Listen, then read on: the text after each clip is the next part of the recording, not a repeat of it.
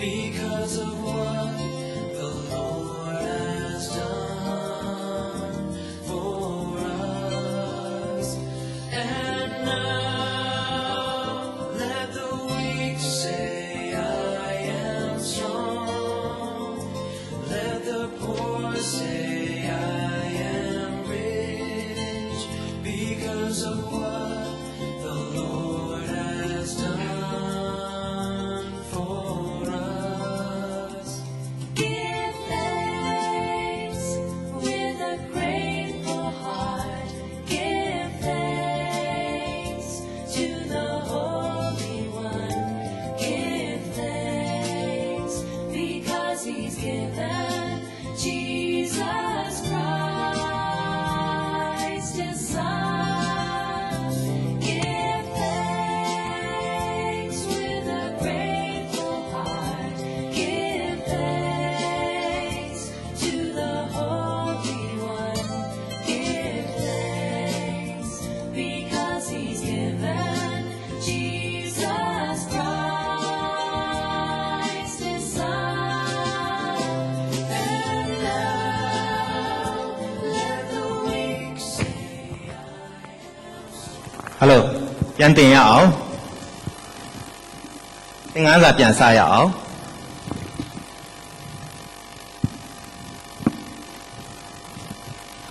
အခုကအရေးကြီးတဲ့အပိုင်းရောက်နေပါပြီဒါကြောင့်မို့ခေါင်းစဉ်တစ်ခုတည်းကိုနှစ်ခုအသေးစိတ်ပေါ်ခွဲပြီးသင်တာဖြစ်တယ်သင်မုံနှစ်ခုမှာ Now, next big title, ခေါင်းစဉ်ကြီးပြန်တက်မယ်ခေါင်းစဉ်ကြီး two kinds of trials. စုံစမ်းစစ်သေးခြင်းတော့မဟုတ်စမ်းသပ်စစ်ဆေးခြင်းနှစ်မျိုးစုံစမ်းစစ်ဆေးခြင်းလို့ရေးရင်လည်းရပါတယ်နော်စုံစမ်းစစ်ဆေးခြင်းနှစ်မျိုး And then open your, and then Bible verse, chapter 1, verses 2, 3, 4. Write it. ကျမ်းညွှန်းကယာကုပ်အခန်းကြီး1နှစ်3လေးအငယ်2မှ4ထိပေါ့နော်ကျမ်းညွှန်းဝင်းစာခွင်ပိတ်ထဲမှာယာကုပ်အခန်းကြီး1အငယ်2မှ4ထိ And also, you put down chapter 1, verses 13, 14. Chapter 1, verses 1, 3, 1, 4. ယာကုပ်အခန်းကြီး1အငယ်73 14လည်းရေးပါကျမ်းညွှန်းယာကုပ်အခန်းကြီး1အငယ်73 14ရောပါပါတယ်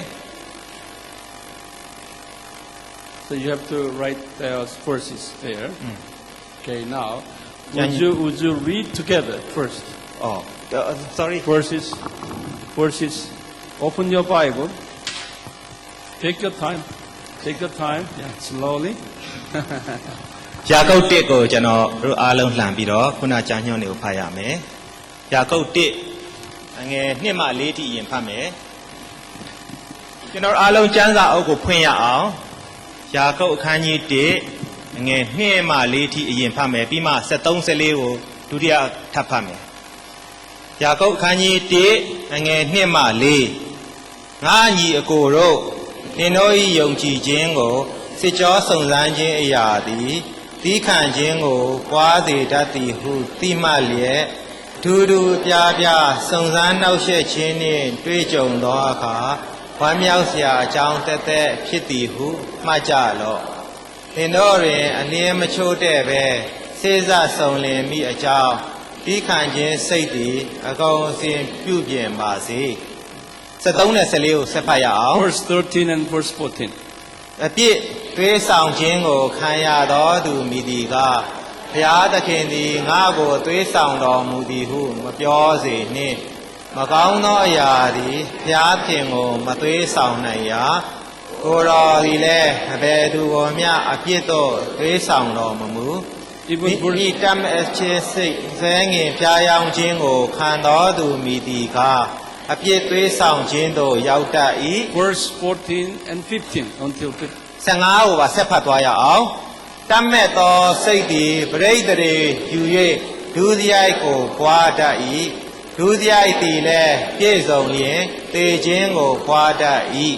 Now in verse 2, ငယ်နှစ်မှာ you circle big the trial. You have a စစ်ကြောစုံစမ်းခြင်းကို trial. Verse 2. You have the trial there? Okay, okay. Let them circle it. စစ်ကြောစုံစမ်းခြင်းလို့ဆိုတဲ့စလုံးကိုလိုင်းတာပါကွင်းစကွင်းပိတ်နဲ့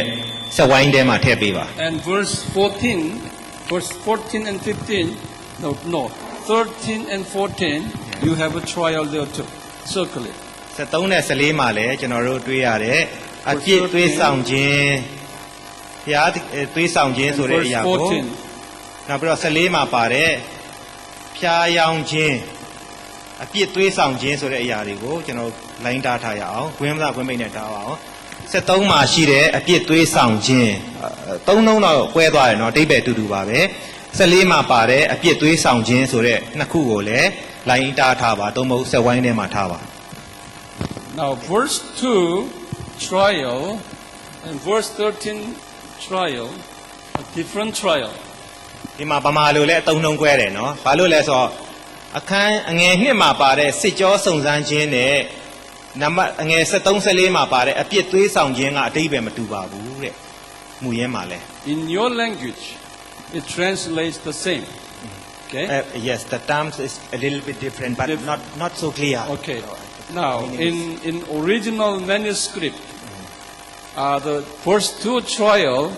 is phairasmos. It's a Greek word.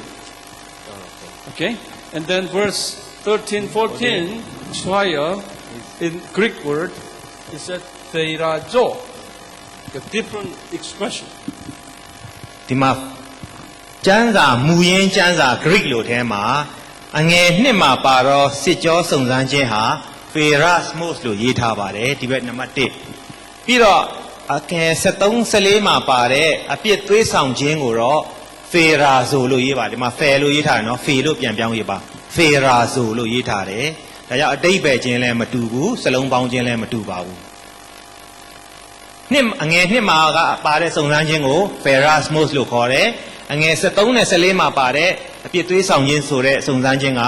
Phairazo လို့ရေးထားပါတယ်မူရင်းမှာ Okay, I'm going to give you a sentence. အခုမှတ်စုရေးရအောင်တဲ့အဲ့ဒါပြီးရင်မှတ်စုရေးမယ်ရှင်းပြပြီးတဲ့နောက် Just write down. မှတ်စုရေးရအောင် There are, in the Bible, there are two kinds of trials. ကျမ်းစာထဲမှာစုံစမ်းစစ်ဆေးခြင်းပုံစံ2မျိုးရှိပါတယ်ကျမ်းစာထဲမှာစုံစမ်းစစ်ဆေးခြင်း2မျိုး2စားရှိတယ် One kind is phairasmos, the other one is phairazo. ပရမစုံစမ်းစစ်ဆေးခြင်းက Phairasmos ဖြစ်လို့ဒုတိယမျိုးစားက Phairazo ဖြစ်ပါတယ်ပရမမျိုးစားက Phairasmos စုံစမ်းခြင်းဒုတိယမျိုးစားက Phairazo စုံစမ်းခြင်းဖြစ်ပါတယ် These two trials have different purpose and different motives. ဒီစုံစမ်းခြင်း2မျိုးလုံးသမုံမှာရည်ရွယ်ချက်တစ်ခုစီရှိသလိုသူတို့ရဲ့စိတ်နေသဘောထားလည်းတစ်မျိုးစီကွဲပြားပါတယ်ဒီစုံစမ်းခြင်း2မျိုးဟာနာမည်ကွဲသလိုရည်ရွယ်ချက်လည်းကွဲပြားတယ်သူတို့ရဲ့သဘောတရားတွေလည်းကွဲပြားပါတယ် Some people in the 12 tribes here, scattered, dispersed the tribes, have been experiencing Phairasmos trial, and some of them receiving Phairazo trials. ကွဲပြားပြန့်လွင့်သွားတဲ့အမျိုးအနွယ်12ခုတည်းကယုံကြည်သူတွေတချို့က Phairasmos စုံစမ်းခြင်းကိုခံရတဲ့သူတွေရှိသလိုတချို့ကတော့ Phairazo စုံစမ်းခြင်းကိုခံရတဲ့သူတွေရှိပါတယ်။ရှင်ယာကုပ်မှာဖော်ပြထားတော့ကွဲပြားသွားသော12မျိုးတည်းကလူတွေထဲမှာတချို့က Phairasmos စုံစမ်းခြင်းခံရသလိုတချို့က Phairazo စုံစမ်းခြင်းကိုခံရကြတယ် There are few good, committed, chosen Christians are receiving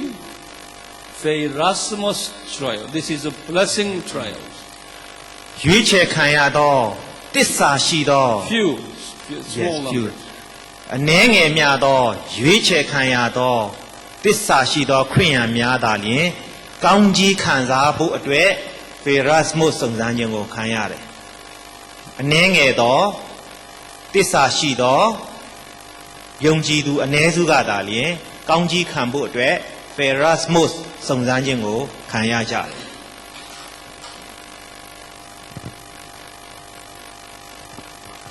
And many so-called disobedient Christians, because of their sins, they often receive the Phairazo trials. အများစုခရိယန်တွေကတော့သူတို့ရဲ့မနာခံမှုကြောင့်ကျူးလွန်သောအပြစ်များကြောင့်ဖေရာဇိုးဆိုတဲ့စုံစမ်းနှောက်ယှက်ခြင်းကိုခံရကြတယ်။အများစုဖြစ်တဲ့မနာခံတတ်သောခရိယန်အများစုကတော့ဖေရာဇိုးဆိုတဲ့စုံစမ်းနှောက်ယှက်ခြင်းကိုခံရကြတယ် But with an exception, many good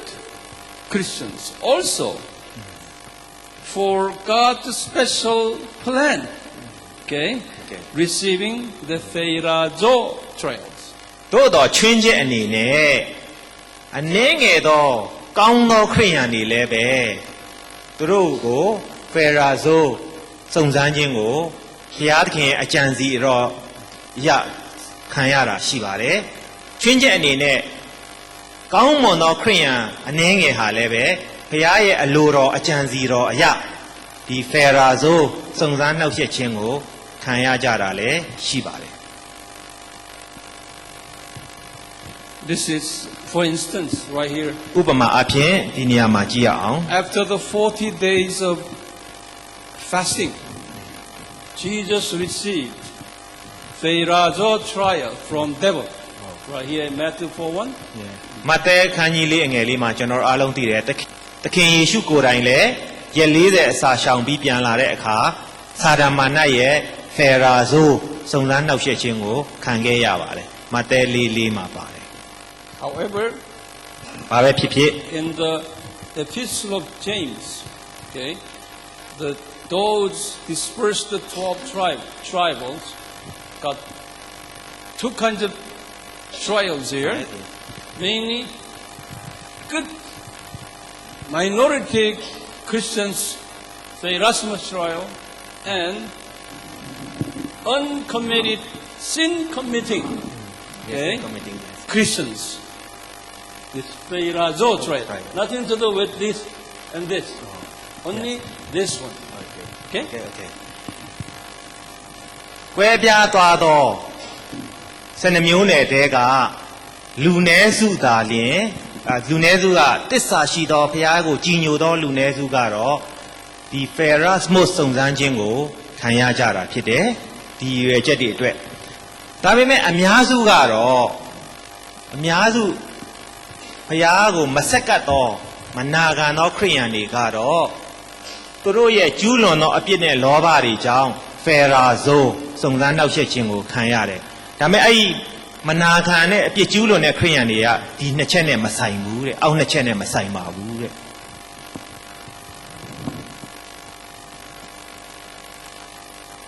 အောက်ကနှစ်ချက်ကတော့ဘုရားသခင်ကနေပြီးတော့သူ့ရဲ့အလိုတော်အကြံစီတော်ရလူနည်းစုကိုပဲစုံစမ်းခံခိုင်းတာဖြစ်ပါတယ်ခုနဥပမာပြောထားပြီးပါပြီ So those 12 dispersed Christians, small minority, good Christians, had received the Erasmus, and while the majority of them received the Phairazo. ဒါကြောင့်ကွဲပြားပြန့်လွင့်သွားသောခရိယန်12မျိုးနယ်တဲကအနည်းငယ်သောခရိယန်များသာလျှင် Pharismos စုံစမ်းခြင်းကိုခံရပြီးအများစုမနာခံသောခရိယန်များကတော့ Phairazo စုံစမ်းနှောက်ယှက်ခြင်းကိုခံကြရပါတယ်လူနည်းစုကသာ Pharismos ကိုခံရတယ်အများစုအပြစ်ကျူးလွန်သောခရိယန်တွေက Phairazo စုံစမ်းခြင်းကိုခံရတယ် Now, I just wrote down here the Erasmus trial. You just explain this 1, 2, 3. Okay. ဒီမှာကျွန်တော်ရှင်းပြထားတယ် Pharismos စုံစမ်းခြင်းကိုခံရတဲ့အကြောင်းကဘာလဲဆိုလို့ရှိရင်ဘုရားသခင်အထူးရွေးချယ်ထားတဲ့လူနည်းစုခရိယန်များသူတို့အသက်တာထဲမှာဘုရားသခင်ဤအလိုတော်နဲ့အကြံစီတော်ပြည့်စုံဖို့ရန်အတွက်သူတို့ကိုလေ့ကျင့်ပေးခြင်းသင်တန်းပေးခြင်းအစီအစဉ်တရားဖြစ်ပါတယ် နော်ဘုရားသခင်အထူးရွေးချယ်ထားသောလူနည်းစုခရိယန်များကိုဘုရားရဲ့အလိုတော်အကြံစီတော်ပြည့်စုံဖို့အထူးလေ့ကျင့်ပေးတဲ့အနေနဲ့ဖေရတ်မုတ်စုံစမ်းခြင်းကိုခံခိုင်းတယ်နောက်တစ်ခုကတော့သူတို့ရဲ့ဝိညာဉ်ရေးရာအဆင့်တွေနောက်ပိုင်းမှာသင်ပေးမယ်အဆင့်6ဆင့်ရှိတယ်ဝိညာဉ်ရေးရာကြီးထွားလာဖို့နဲ့ရင့်ကျက်လာဖို့ရန်အတွက်လည်းဒီဖေရတ်မုတ်စုံစမ်းခြင်းကိုခံခိုင်းတာဖြစ်တယ်ဒါကြောင့်မို့သူတို့ဟာဒီဖေရတ်မုတ်စုံစမ်းခြင်းကိုခံပြီးတဲ့အခါမှာသူတို့ရဲ့ဝိညာဉ်ရေးရာတစ်ဆင့်အဲ့လိုမြင့်တက်လာဖို့ရန်ဖြစ်တယ်ကြီးထွားလာဖို့ဖြစ်ပါတယ်နောက်တစ်ခုကတော့ကောင်းကင်ဘုံနဲ့ဆိုင်တယ်လောကမှာဖေရတ်မုတ်စုံစမ်းခြင်းကိုခံပြီးတော့အောင်မြင်သွားတဲ့ခရိယန်တွေဟာရင့်ကျက်သွားတဲ့ခရိယန်တွေကကောင်းကင်ဘုံရောက်ရင်ဘုရားသခင်ထာမဆုလတ်များနဲ့တရဖူများခံယူနိုင်ဖို့ရန်အတွက်ဖေရတ်မုတ်စုံစမ်းခြင်းကိုခံခိုင်းခြင်းဖြစ်ပါတယ်ဒီအချက်၃ချက်ကိုကြည်ခြင်းအပြင်ကျွန်တော်တို့ဖေရတ်မုတ်စုံစမ်းခြင်းကိုဖြတ်တန်းရတဲ့အခါမှာဝမ်းနည်းစရာမဟုတ်ဘူးရှင်လန်းဖို့ဝမ်းမြောက်ဖို့တက်တက်ဖြစ်တယ်နော်ကောင်းကျိုးအတွက်ခံရတဲ့အချက်ဖြစ်တယ်ဒီကောင်းကျိုးအချက်၃ချက်ကိုခံဖို့ဆိုတာသိရင်ဖေရတ်မုတ်စုံစမ်းခြင်းကိုကျွန်တော်တို့ခံရတာဝမ်းမြောက်ဖို့တက်တက်ရှင်လန်းဖို့တက်တက်ဖြစ်တယ်ဆိုတာတွေ့ရပါတယ်ဒါကတော့ဖေရတ်မုတ်စုံစမ်းခြင်းခံစားရတဲ့အကြောင်းရင်းများဖြစ်တယ် That's why here in Matthew chapter 5, okay, verses 11 and 12, that, blessed are those who have been persecuted because of my name's sake. You've been falsely accused and falsely treated because of me. Then he said, be glad and rejoice. The reward is great in ဒါ heaven. ကြောင့်မဿဲ50နှစ်ကျွန်တော်တို့တောင်ပေါ်ဒေသနာမင်္ဂလာတရားတော်ထဲမှာငါဤနာမကြောင့်တင်တို့သည်မမှန်ဘဲနဲ့အပြစ်တကာတင်ခြင်းခံရတဲ့အခါမှာစုံစမ်းခြင်းခံရတဲ့အခါမှာဝမ်းမြောက်ကြလောရှင်လန်းကြလောလို့ခရစ်တော်ကပြောထားခြင်းဖြစ်တယ်မင်္ဂလာတရားတော်အဆုံးပိုင်းမှာပေါ့ငါနာမကြောင့်တင်တို့ဟာညင်စေခြင်းမမှန်ဘဲနဲ့အပြစ်တကာတင်ခြင်းကိုခံရတဲ့အခါမှာဝမ်းမြောက်ရှင်လန်းကြပါလို့ပြောတာကဒီစုံစမ်းခြင်းခံရတဲ့သူတွေကိုဆိုလိုတာဖြစ်ပါတယ်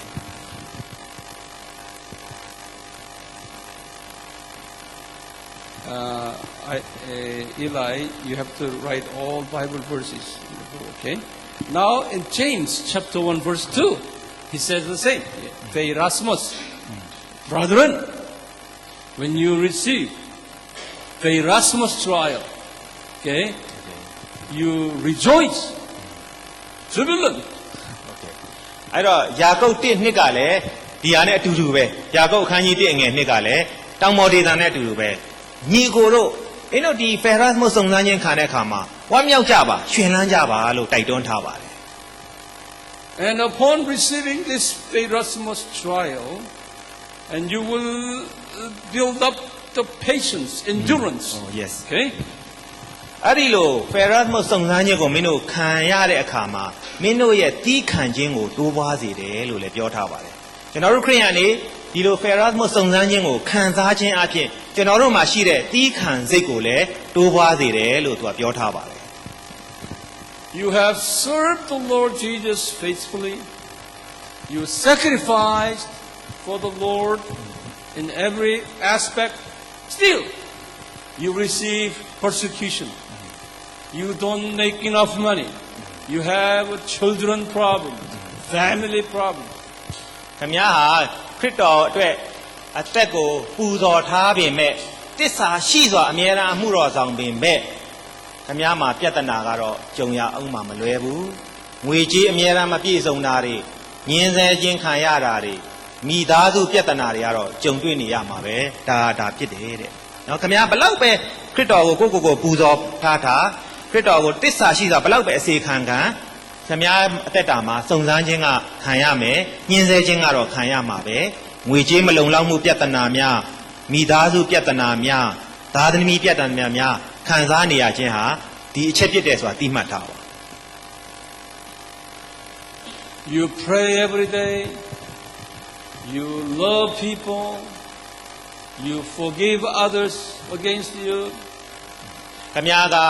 နေတိုင်းလဲဆူတောင်းတယ် Pray every day. လူတွေကိုလည်းဟိုပေါ့ Forgive ခွင့်လွှတ်တယ် everyone. လူတွေပေါ်မှာလည်းကောင်းကောင်းဆက်ဆံတယ် And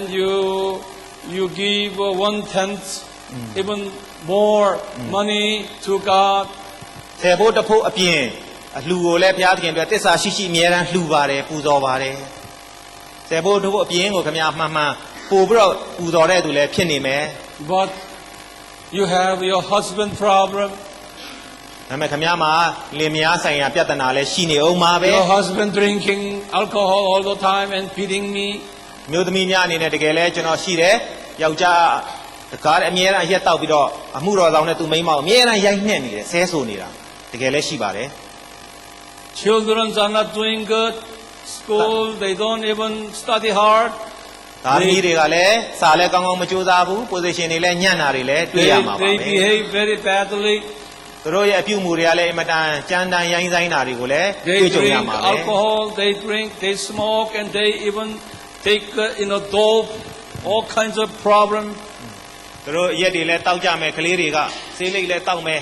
ပိုက်ဆံလည်းခိုးမယ်အိမ်မှာပြဿနာပေါင်း1600ကိုပေးမယ်ကလေးတွေလည်းရှိနိုင်တာပဲကျွန်တော်တို့ရှိမှာ My church people blaming me and criticizing me all the time. ကျွန်တော်ရဲ့ကိုယ့်ရဲ့အသင်းသားတွေကလည်းတစ်ချိန်လုံးကျွန်တော်ကိုအပြစ်တင်နေမယ်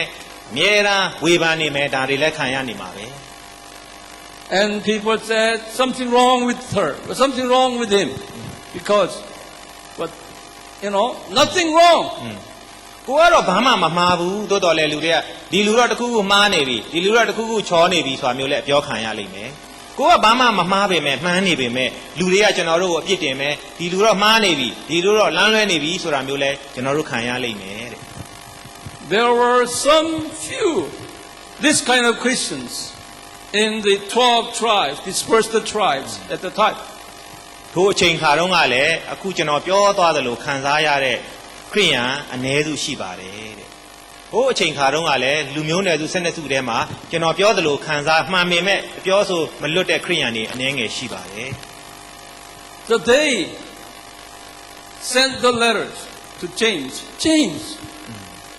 help us. We do not know what to do. အဲ့ဒီလူတွေကရှင်ယာကုတ်ရှိစာပြန်ရေးကြတယ်ရှင်ယာကုတ်ကျွန်တော်တို့ကိုကူပါအောင်ကျွန်တော်တို့ဘာလို့ရမှမသိတော့ဘူးလို့စာရေးအကြောင်းကြားကြတယ်အဲ့ဒီပုဂ္ဂိုလ်တွေကရှင်ယာကုတ်တံမှာကူကျွန်တော်တို့ကိုကူပါအောင်ဘာလို့ရမှမသိတော့ပါဘူးလို့စာရေးပြီးတော့သူတို့တိုင်ကြတယ် And James did not know what to do. ယာကုပ်လည်းဘာလို့ရမှမသိပါဘူး So he prayed to the Lord Jesus. ဒါနဲ့ယေရှုဖျားကိုဆုတောင်းတယ်ယေရှုဖျားကဆုတောင်းတယ်ယေရှုဖျား Jesus, show me, teach me.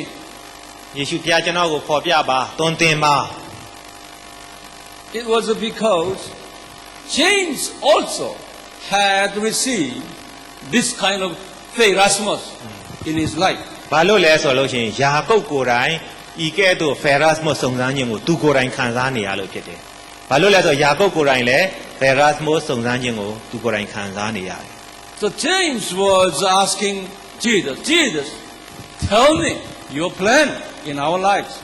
အဲကြောင့်သခင်ယေရှုကိုသူကဆုတောင်းတယ်ခင်ယေရှုဖျားကျွန်တော်တို့အသက်တာထဲမှာကိုရောရဲ့အကြံစီကိုဖော်ပြပါကိုရောကျွန်တော်တို့ရဲ့အသက်တာထဲမှာကိုရောရဲ့အကြံစီတော်ကိုဖော်ပြပါလို့သခင်ယေရှုထံဆုတောင်းတယ် And Jesus told James, သခင်ယေရှုကယာကုပ်ကိုခေါ်တယ် this is a Erasmus trial, not Erazo trial. ဘယ်လိုရှင်းပြလဲဆိုသခင်ယေရှုကဒါဟာဖယ်ရတ်မတ်စုံစမ်းခြင်းဖြစ်တယ်ဖယ်ရာဇိုစုံစမ်းခြင်းမဟုတ်ဘူးလို့ရှင်းပြတယ် I have chosen you to discipline. Okay? ငါဟာတဲ့မင်းကိုတဲ့လေ့ကျင့်ပေးဖို့ရွေးချယ်ထားတဲ့သူပဲလို့ယာကုပ်ကိုပြန်ပြောတယ်ငါမင်းကိုတေချာလေ့ကျင့်ပေးဖို့ရွေးချယ်ထားတာလို့ So ယာ that ကုပ်ကိုပြန်ပြောတယ် so that your spiritual eyes can see, look at, okay, over the heaven, not this world. Whenever you are under the Erasmus trial, don't look at this world. You look at above. So this is the way that your eyelid can go up. ဘယ်လိုယာကုပ်ကိုပြောသေးလဲဆိုရင်ဖယ်ရတ်မတ်စုံစမ်းခြင်းကိုခံရတဲ့အခါတိုင်းမှာမင်းဟာဤလောကကိုမကြည့်တော့ဘဲနဲ့မင်းရဲ့မျက်တောင်ကိုပင့်ပြီးတော့အထက်ကိုကောင်းကင်ဘုံကိုမျှော်ကြည့်ဖို့ဖြစ်တယ်လို့သွန်သင်ပါတယ်နော်ဒီစုံစမ်းခြင်းကိုခံရအဖြစ်မင်းဟာဤလောကကိုငုံကြည့်နေဖို့မဟုတ်တော့ဘဲနဲ့မျက်လွှာကိုပင့်တင်ပြီးတော့ကောင်းကင်ဘုံကိုမျှော်ကြည့်ဖို့ရန်အတွက်ငါလေ့ကျင့်ပေးတာလို့ပြောပါတယ် Because your job is to tell people about the above. Okay? So your eyes should be above. ဘာလို့လဲဆိုတော့မင်းတာဝန်ဟာလူတွေကိုအထက်အရာများကိုပြောပြဖို့ဖြစ်တယ်ဒါကြောင့်မင်းကိုယ်တိုင်ရဲ့မျက်လုံးကလည်းအထက်ကိုပင့်နေဖို့လိုအပ်တယ်လို့ပြောပါတယ်ယာကုပ်ကိုမင်းဟာလူတွေကိုအထက်အရာများကိုတွင်တင်ဖို့ဖြစ်တယ်ဒါကြောင့်မင်းကိုယ်တိုင်ကို၌ကမင်းရဲ့မျက်လုံးကအပေါ်ကိုအထက်ကိုပင့်တင်နေဖို့ဖြစ်တယ်လို့တွင်တင်တယ် If things in this world are underwell, everything prosperous, everything well, your eyes will go down. လောကမှာမင်းနဲ့ပတ်သက်တဲ့ပတ်ဝန်းကျင်လောကအခြေအနေတွေအားလုံးကပုံမှန်အဆင်ပြေနေတယ်လူလေသေးမရှိပြည့်စုံနေရင်တဲ့မင်းရဲ့မျက်လုံးကလောကကိုပဲစိုက်ကြည့်နေလိမ့်မယ်လို့ပြောပါတယ်လောကအရာတွေအားလုံးမင်းမှာအဆင်ပြေနေတယ်ဆိုလို့ရှိရင်မင်းကကောင်းကင်ကိုမျှော်ကြည့်မှာမဟုတ်ဘူးလောကအရာတွေကိုပဲအမြဲတမ်းစိုက်ကြည့်နေလိမ့်မယ်လို့တွင်တင်တယ် If your children are doing well, ကလေးတွေက you ကောင်း have တယ်ဆို enough ရင် money, ငွေလည်းပြည့်စုံတယ်ကလေးတွေလည်းအခြေအနေကောင်းတယ်ဆိုရင်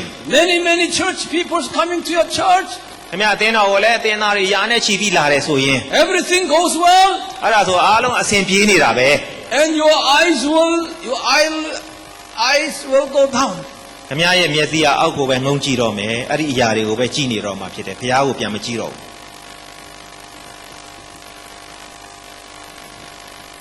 This is a normal humans,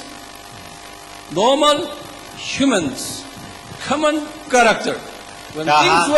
things goes well, eyes go down. ဒါဟာလောကမှာရှိတဲ့တာမန်လူသားတိုင်းရဲ့အကျင့်စရိုက်ဖြစ်တယ်လောကအရာကိုပဲငုံကြည့်နေတတ်တာလောကမှာရှိတဲ့တာမန်လူတိုင်းရဲ့အကျင့်စရိုက်ဖြစ်တယ် That's why 12 disciples of Jesus took all their money away,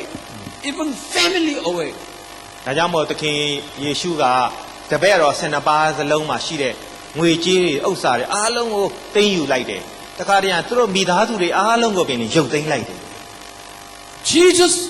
Peter was a rich fisherman. He was a rich businessman. Andrew, same. John was the same. All came from rich family. ပေတရုရောယောဟန်တို့ရောအားလုံးဟာချမ်းသာတဲ့မိသားစုလုပ်ငန်းရှင်တွေကဆင်းသက်လာတဲ့သူတွေဖြစ်တယ်ပေတရုတို့ယောဟန်တို့အားလုံးဟာချမ်းသာသောစီးပွားရေးလုပ်ငန်းရှင်မိသားစုတွေကဆင်းသက်လာသောချမ်းသာတဲ့ပုဂ္ဂိုလ်တွေဖြစ်တယ် Luke was a medical doctor. ရှင်လုကာဆိုလို့ရှိရင်လည်းဆရာဝန်တစ်ယောက်ဖြစ်ပါတယ် Jesus took away his money. တော့လေသခင်ယေရှုကလုကာရဲ့ငွေကြေးတွေအကုန်လုံးကိုယူလိုက်တယ် Matthew was a tax collector, made a lot of money. He took it away. မဿဲဆိုလည်းချမ်းသာတဲ့အခွန်ခံတစ်ယောက်ဖြစ်သောကြောင့်အင်မတန်ချမ်းသာပေမဲ့သူ့ရဲ့ငွေကြေးတွေအလုံးကိုခင်ယေရှုကဖယ်ထုတ်လိုက်တယ်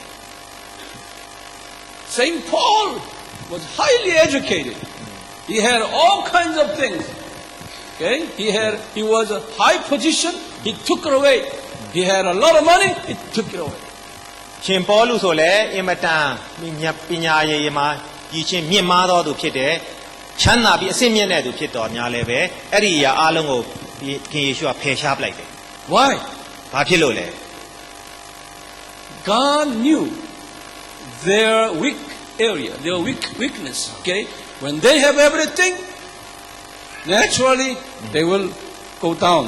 Their eyes will go down. ဘာလို့လဲဆိုရင်သခင်ယေရှုကသိတယ်ထိုပုဂ္ဂိုလ်တွေကအစအရာအစဉ်ပြေးနေမယ်ဆိုရင်တခြားလူတို့လိုပဲသူတို့ရဲ့မျက်စိကလည်းအပေါ်မှာကြည့်ပဲနဲ့အောက်မှာပဲစိုက်နေမှာကိုသိလို့ဖြစ်တယ်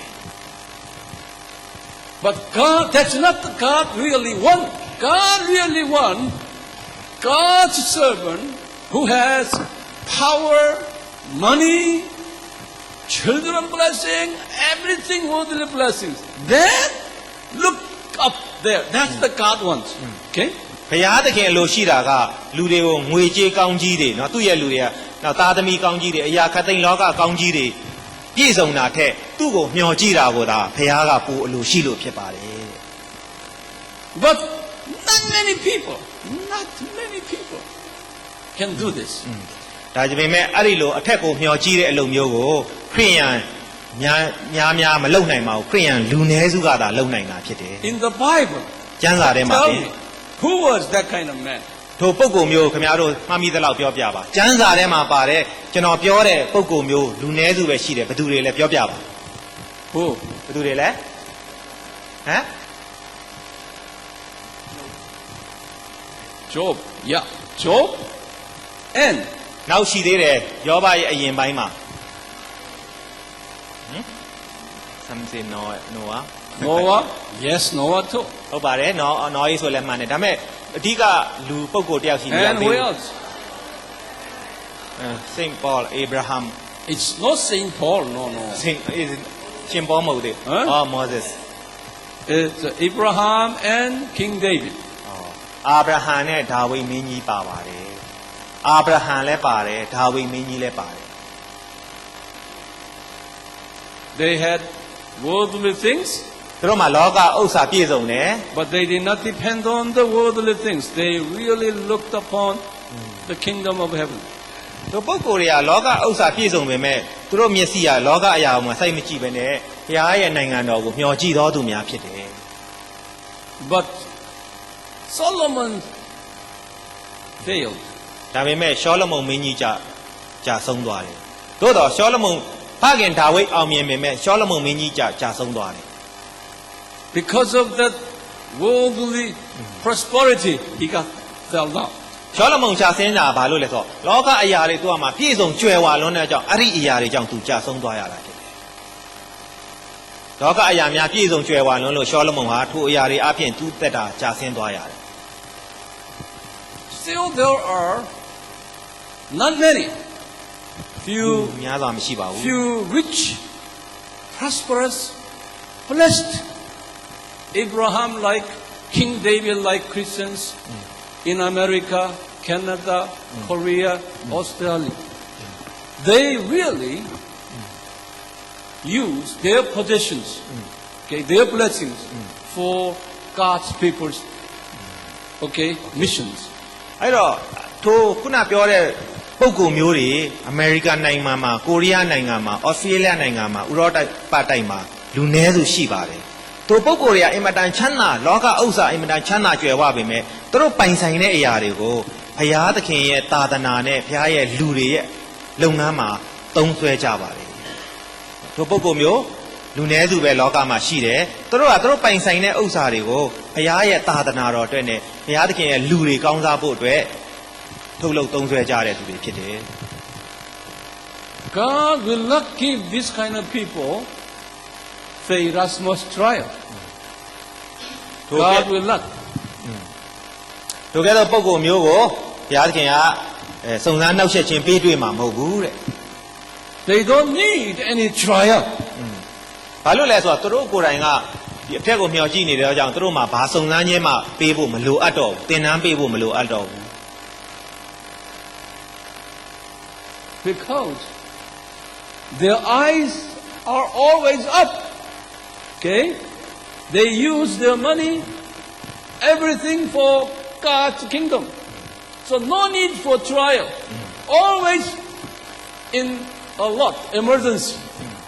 โอเคသူတို့ကဘာလဲဆိုလို့ရှိရင်စုံစမ်းခြင်းတွေထပ်ခံပေးဖို့ဘုရားရှင်ပေးဖို့မလိုတော့ဘူးသူတို့မျက်စိကအမြဲတမ်းအစဉ်သင်းဖြစ်နေတယ်ဘုရားကိုမျှော်ကြည့်နေတယ်သူတို့ဥစ္စာတွေအားလုံးကိုဘုရားရဲ့တာနာတော်တဲ့အသုံးပြုနေတဲ့သူတွေဖြစ်သောကြောင့်သူတို့အတွက်စုံစမ်းခြင်းတွေမလိုအပ်တော့ဘူး So these people ဒီပုဂ္ဂိုလ်တွေဟာ confess this in Romans 8:28. ယောမ8:28မှာဒီလိုဝန်ခံပါတယ် What is it? ပါတယ်လေအဲ့ဒါ For those who love the Lord and for those who are chosen by God, okay, all things turn out to be in good. ဘုရားသခင်ချစ်တော်မူသောသူဒီဟုသောခေါ်တော်မူခြင်းခါတဲ့သူတွေခတ်သိမ်းသောအကျိုးတို့ဟာတညီတညွတ်တည်းပြုစုတယ်လို့ယောမ8:28မှာရေးထားပါတယ် Romans 8:28. ယောမ8:28ခတ်သိမ်းသောအရာတို့သည်သူတို့အတွက်သူတို့အကျိုးကိုတညီတညွတ်တည်းပြုစုကြတယ်ဆိုတာယောမ8:28မှာတွေ့ရပါတယ် It's not for every Christian. It said this. Paul said this. For those who are chosen and love Jesus. အဲ့ဒီကျမ်းပိုက်ယောမ8:28ဟာခရိယန်တိုင်းအတွက်တော့မဟုတ်ဘူးတဲ့ပေါလုကတေချာရှင်းပြထားတယ်ဘုရားသခင်ချစ်တော်ဘုရားသခင်ရွေးချယ်သောလူနည်းစုအတွက်သာအဲ့ဒီကျမ်းပိုက်ကပြည့်စုံတာဖြစ်တယ်တဲ့ခရိယန်တိုင်းအတွက်မသက်ဆိုင်ပါဘူးတဲ့ You know why God would not give Myanmar good Christians enough money, high position? You know why? ဘာလို့မြန်မာခရိယန်တွေကိုဘုရားသခင်ကငွေကြေးလုံလောက်စွာမပေးတယ်လဲအစစ်မြင့်မြင့်မထားလဲဆိုတာသိလားတဲ့ဟမ် Because God knows you. ဘာလို့လဲဆိုတော့ဘုရားသခင်ကခင်ဗျားတို့ကိုတေချာသိတယ် You are good Christian now, very good Christian. ခင်ဗျားတို့ဟာအင်မတန်ကောင်းမွန်သောခရိယန်များဖြစ်တယ်ဆိုတာဘုရားသိတယ် But God knows your heart in case God gives you $1 million cash now. You may be changed. ဒါပေမဲ့ဘုရားသခင်ကဘာကိုသိလဲဆိုတော့အဲ့လိုကောင်းနေတဲ့ကျွန်တော်တို့ခရိယန်တယောက်ကိုဒေါ်လာတန်းတစ်တန်းပေးလိုက်မယ်ဆိုရင်ခင်ဗျားစိတ်ပြောင်းသွားလိမ့်မယ်အကျင့်တွေပြောင်းသွားလိမ့်မယ်ဆိုတော့ဘုရားသိတယ် You would say, oh, I got money, oh, money. I will buy good car, I will buy big house, I will do this, pay little money to church. အဲ့လိုတစ်တန်းလဲရအမေရိကန်ဒေါ်လာတစ်တန်းလဲရရင်ခင်ဗျားဘာလုပ်မလဲဟာငါဟိုတိုက်ကြီးကိုဝယ်ပြီးနေမယ်ငါဒီကားအကောင်းစားကိုဝယ်စီးမယ်ငါဒါလုပ်မယ်ဆိုပိုက်ဆံကိုကုန်သုံးမယ်ပိုက်ဆံနည်းနည်းလေးပဲအတင်းတော်ကိုလာပေးမယ်ဆိုတော့ဘုရားကကြိုသိလို့တဲ့ And you will say, hallelujah, hallelujah, God gave me this much money, hallelujah, hallelujah. ခင်ဗျားကတော့ပြောမှာပေါ့ဘုရားသခင်ငါ့ကိုဒေါ်လာတစ်တန်းတောင်ပေးတယ်ဟာလေလုယာဟာလေလုယာဆိုပြီးအော်နေလိမ့်မယ် But our sister will telephoning. Next week we have AMI seminar. Would you attend? He said, oh, I'm busy. Last time I came, but no more. အဲ့တော့ကျွန်တော်ရဲ့ညီမတစ်ယောက်ရှိပေါ့ဖုန်းဆက်တယ်နောက်ပတ်မှာငါတို့ AMI သင်တန်းဆင်းပွဲရှိတယ်မင်းလာနိုင်မလားဆိုတော့သူကငါမအားဘူးမလာနိုင်ဘူးဆိုပြီးတော့ပြန်ဖြေတယ် They will not attend any seminar. They will not even attend the church service. အဲ့လိုလူတွေကပဲသင်တန်းမှာမတက်ကြဘူးပဲအသင်းတော်စည်းဝေးကိုမှမတက်ကြတဲ့လူတွေဖြစ်တယ် And will become very arrogant person. အဲ့ဒီလူတွေကမောက်မာတဲ့လူတွေတဖြည်းဖြည်းဖြစ်လာတယ်နော်သူတို့တွေကမောက်မာတဲ့လူတွေတဖြည်းဖြည်းဖြစ်လာကြတယ် So receiving a lot of money, whatever blessing you have, for those who under this Erasmus category, okay, that's a sign of curse. That's a sign of curse under this category person. ဒီလိုပုံကိုမျိုးတွေအတွက်တော့တဲ့ငွေကြေးအမြောက်များရရှိခြင်းဟာကောင်းကြီးမင်္ဂလာမဟုတ်ဘဲနဲ့ကျိန်ချင်းအမင်္ဂလာဖြစ်နေတတ်တယ်တဲ့ဒီလိုပုံကိုမျိုးဘုရားချစ်ပြီးရွေးချယ်ထားတဲ့ပုံကိုမျိုးတွေအတွက်တော့ခုနပြောတဲ့ငွေမြောက်များစွာရရှိခြင်းဒီသူတို့အတွက်ကောင်းကြီးမင်္ဂလာမဟုတ်ဘူးတဲ့အမင်္ဂလာတောင်ဖြစ်သွားတယ် Our ladies and gentlemen here, although you are not financially well, you still have 3 meals on the table. 3 meals a day on the table, and you have money for shelter and clothing for your children's education. Okay? So you are not poor.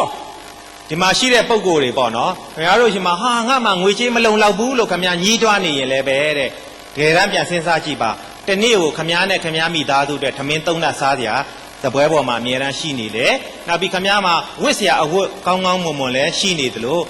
လုံခြုံတဲ့နေစရာလေးလည်းရှိနေခြင်းအဓိပ္ပာယ်ကခင်ဗျားဆင်းရဲတဲ့သူမဟုတ်ဘူးဆိုတာကိုဖော်ပြပါတယ်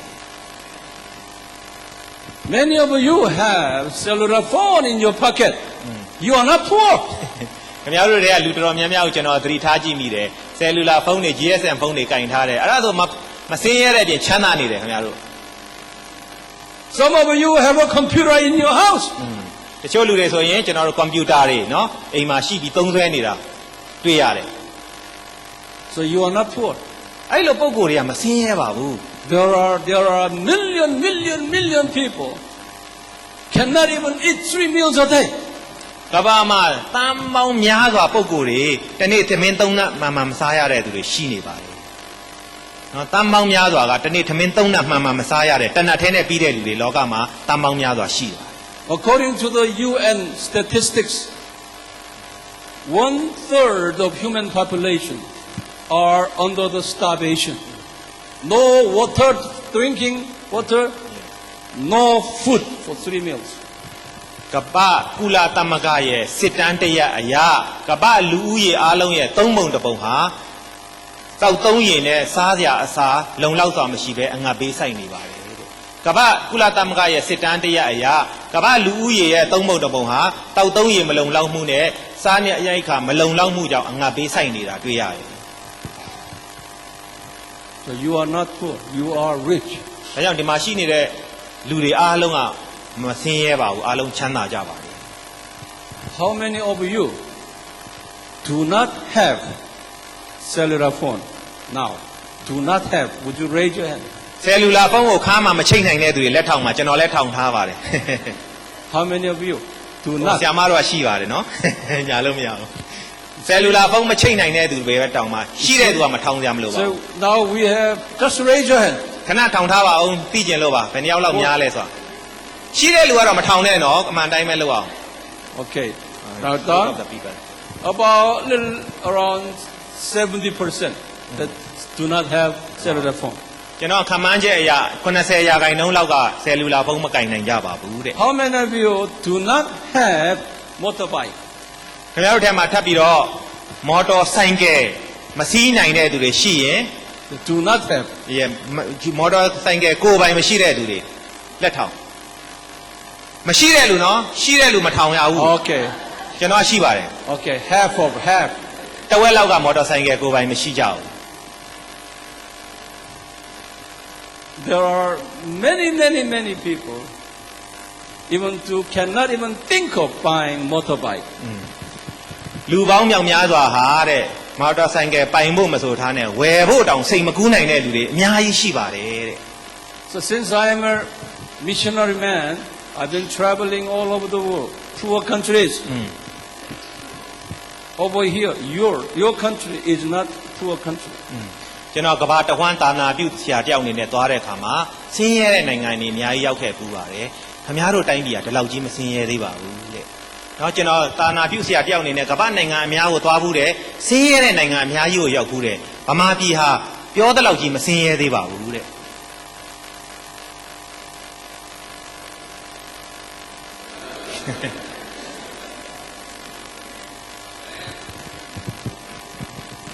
You have electricity.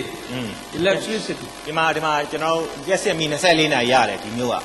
Many countries do not have electricity. နိုင်ငံပေါင်းမြောက်များစွာမှာဒီလိုရက်စက်မီမရကြပါဘူးကမ္ဘာနိုင်ငံတော်တော်များများမှာအခုချိန်ထိရက်စက်မီမရသေးတဲ့နိုင်ငံတွေရှိပါတယ် You have a comfortable chair. They sit on the floor. အဲအားတို့မှာဒီမှာပုံလေးတွေနဲ့တလုံးစီကိုယ်ပိုင်ထိုင်နိုင်ကြသေးတယ်တချို့နိုင်ငံတွေမှာမြေကြီးပေါ်မှာကျမ်းမြင့်ပေါ်မှာထိုင်ပြီးတော့တရားနာရပါ Many churches even do not have this kind of music instrument. သူရောက်တဲ့နိုင်ငံတော်တော်များများမှာဆင်းရဲတဲ့နိုင်ငံတွေမှာဒီလို organ တွေ guitar တွေ amplifier တွေ mic တွေမသုံးနိုင်ပါဘူး Only a small drum, just a beating drum like this. And guitar, one guitar and one drum. That's it. ဟိုကျွန်တော်တို့ဘုံလေးပေါ့နော်ဘုံဆို drum set ကိုပြောတာမဟုတ်ဘုံလေးတစ်လုံးကိုရိုးရဘုံလေးတစ်လုံးကိုတီးပြီးတော့ guitar လေးတစ်လုံးနဲ့ပဲချီးမွမ်းကြရတဲ့တိုင်းပြည်တွေအများကြီးရှိပါတယ် Even inside of China, it's still the same. ဝေးမပြောနဲ့ကျွန်တော်တို့တရုတ်ပြည်မှာကိုအများကြီးပဲဆင်းရဲတဲ့ခရိယန်တွေရှိပါတယ် Now, here, အခုဒီမှာ how many of you are under the Erasmus trial? ခင်ဗျားတို့ထဲကဘယ်နှစ်ယောက်လောက်ဟာတဲ့ Erasmus စုံစမ်းခြင်းထဲမှာခန်းနေရလဲဆိုတာရှိဘယ်နှစ်ယောက်ရှိမလဲတဲ့ခင်ဗျားတို့ထဲကဘယ်နှစ်ယောက်လောက်ကဒီ Erasmus စုံစမ်းခြင်းကိုခန်းနေရတယ်လဲ Okay, promising that in verse 12. Verse 12. ရှားကုတ်မှာအငယ်7မှာ Erasmus စုံစမ်းခြင်းခံရတဲ့သူတွေအတွက်ဂတိတော်ကိုဖော်ပြထားတယ်အငယ်7မှာ Erasmus စုံစမ်းခြင်းခံရတဲ့သူတွေအတွက်ဂတိတော်ကိုရေးထားတယ်ရှားကုတ်1:7 Verse 12. ယာကုပ်အခန်းကြီး1အငယ်7ကိုဖတ်ရအောင်စုံစမ်းနှောက်ယှက်ခြင်းကိုတီးခံတော်သူသည်မင်္ဂလာရှိ၏အကြောင်းမူကားစစ်ကြောစုံစမ်းခြင်းကိုခံပြီးမှဘုရားတင်ကိုချစ်တော်သူတို့အားဂရီထားတော်မူသောအသက်တရဖူကိုရလိမ့်မည် Amen. အာမင် The crown of life. အသက်တရဖူရဖို့ဖြစ်တယ် So it will be more poor country Christians receiving the crown of life than rich country of Christians. ဒါကြောင့်မို့ဆင်းရဲသောတိုင်းပြည်ကဆင်းရဲသောခရိယန်များသည်ချမ်းသာသောတိုင်းပြည်ကချမ်းသာသောခရိယန်များထက်အသက်တရဖူပိုရကြပါလိမ့်မယ်အာမင် It will be more persecuting Christians than free Christians. Okay? Now your country is kind of you are under the kind of persecution. It's a sign of blessings. ဒါကြောင့်ကျွန်တော်တို့အခြေအနေဟာညှဉ်းပန်းနှိပ်စက်ခြင်းအောက်မှာကျွန်တော်တို့ရှိနေတယ်ဆိုရင်အဲ့ဒါကောင်းကြီးမင်္ဂလာခံဖို့အတွက်လက္ခဏာတစ်ပါးဖြစ်ပါတယ်တဲ့အာမင် This is by the grace of God. ဒါကဘုရားသခင်ရဲ့ကျေးဇူးတော်ဖြ You စ်တယ် are Myanmar Christians. ခင်ဗျားတို့ဒီမြန်မာခရိယန်များဖြစ်ကြတယ် If you are free, everything free, and enough money, then you will not be sitting here. ခင်ဗျားတို့ကအင်မတန်လွတ်လပ်တဲ့လူသားများဖြစ်ပြီးတော့ငွေကြေးလဲချမ်းသာကြွယ်ဝကြမယ်ဆိုရင်ခင်ဗျားတို့တယောက်မှဒီနေရာရောက်လာကြမှာမဟုတ်ဘူးတဲ့ When you said, I'm going to go to Thailand, I'm going to go to America, I'm going to go to Europe, and then you'll be traveling all over and doing something else. That's the sign of curse. ခင်ဗျားတို့ကလွတ်လပ်တဲ့ချမ်းသာတဲ့ခရိယန်တွေဖြစ်ရင်ငါအမေရိကန်သွားမယ်ငါယူရီးယားသွားနေမယ်ငါဥရောပတိုက်သွားမယ်ဆိုတစ်ချိန်လုံးအလုပ်ရှုပ်နေကြလိမ့်မယ်အဲ့ဒါကကောင်းကြီးမဟုတ်ဘူးအာမင်္ဂလာကျင့်ခြင်းဖြစ်ပါတယ်တဲ့ Then who is going to evangelize those unreached peoples in Laos and northern Thailand? Who is going to do it? အဲ့ဒါဆိုဘယ်သူကနေပြီးတော့လာအိုနဲ့ထိုင်းနိုင်ငံမြောက်ပိုင်းရှိလူမျိုးနွယ်စုတွေကိုတာနာပြုတ်မှာလဲဘယ်သူလုံးမှာလဲ That's your job. အဲ့ဒါခင်ဗျားတို့ရဲ့တာဝန်ဖြစ်တယ်အလုပ်ဖြစ်တ That's ယ် why God put you in a Erasmus trial. ဒါကြောင့်မို့ဘုရားသခင်ခင်ဗျားတို့ကိုဒီ Ferasmus စုံစမ်းခြင်းကိုခံစားခိုင်းတာဖြစ်တယ်ကောင်းကြီးရခြင်းလို့ရစေခြင်းလို့ခံစားခိုင်းတာဖြစ်တယ်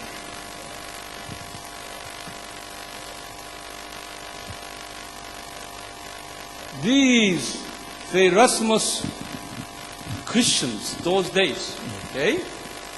they joined St. Paul later and planted churches all over. Ephesian Church, Pergamos, okay, Okay Smyrna, Philadelphia, Sardis, all those churches.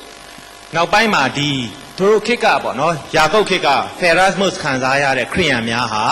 ရှင်ပေါလုနဲ့နောက်ပိုင်းမှာပေါင်းမိကြပြီးတော့သူတို့ဒီ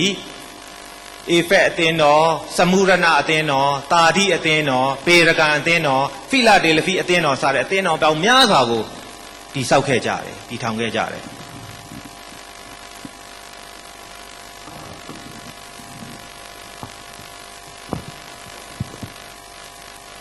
သူတို့ကပေါလုနဲ့တွဲမိသွားပြီးတော့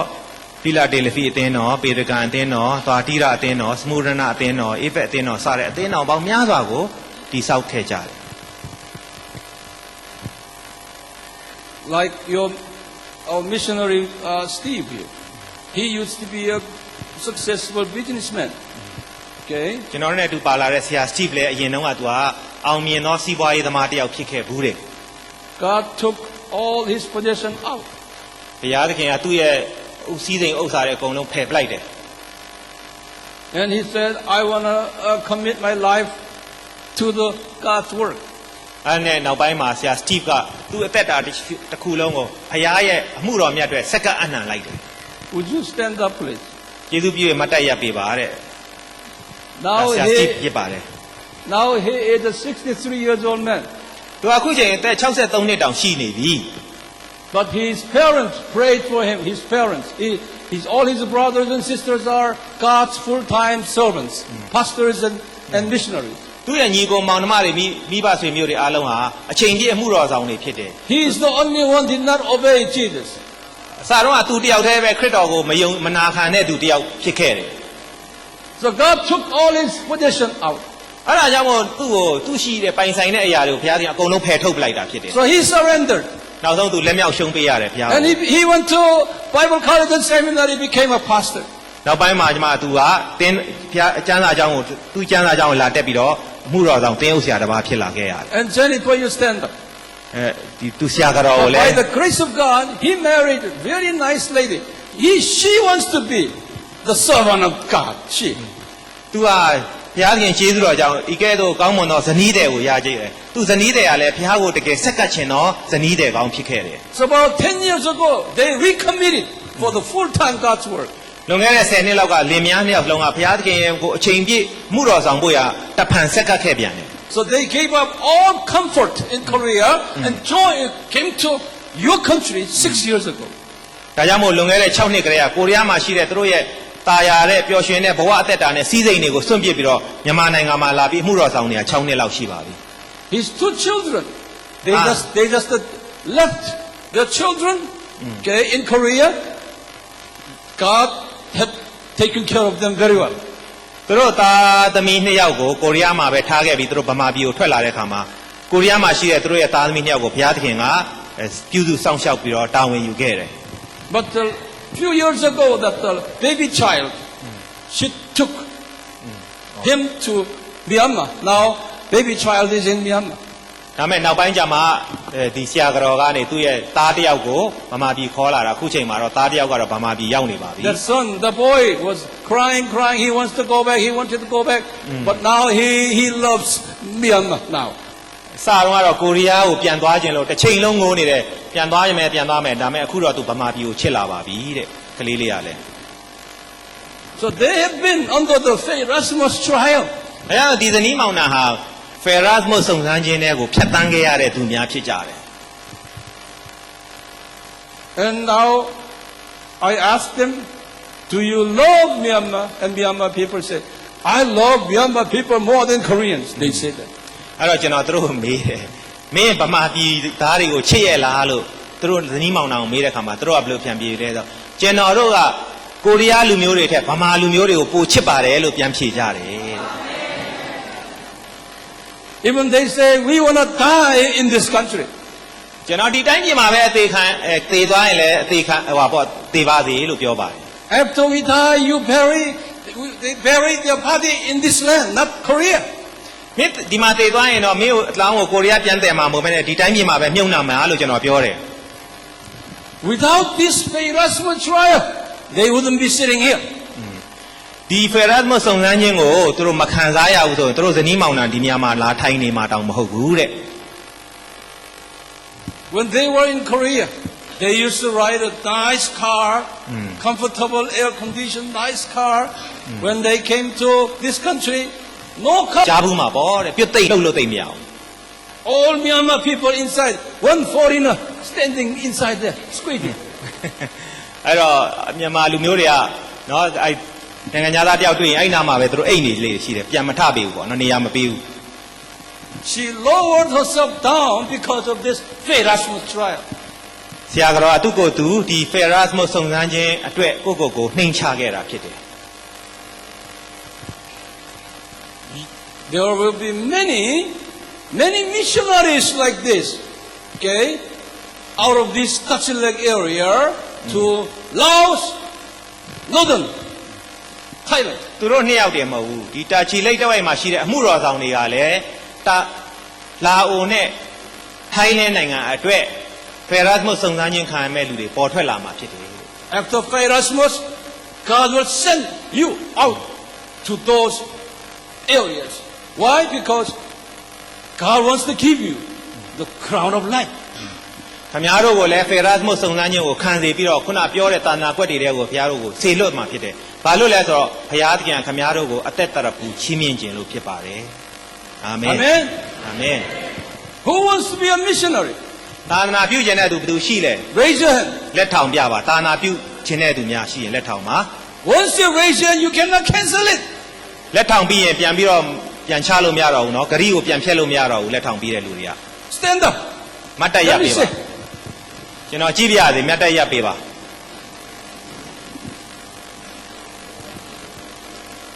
သာသနာပြုမဲ့သူတွေเนาะမတ်တက်ရခိုင်းတာဖြစ်တယ် Yes, you are blessed ones. ခင်ဗျားတို့ကကောင်းကြီးမင်္ဂလာခံတော်သူများဖြစ်ကြတယ်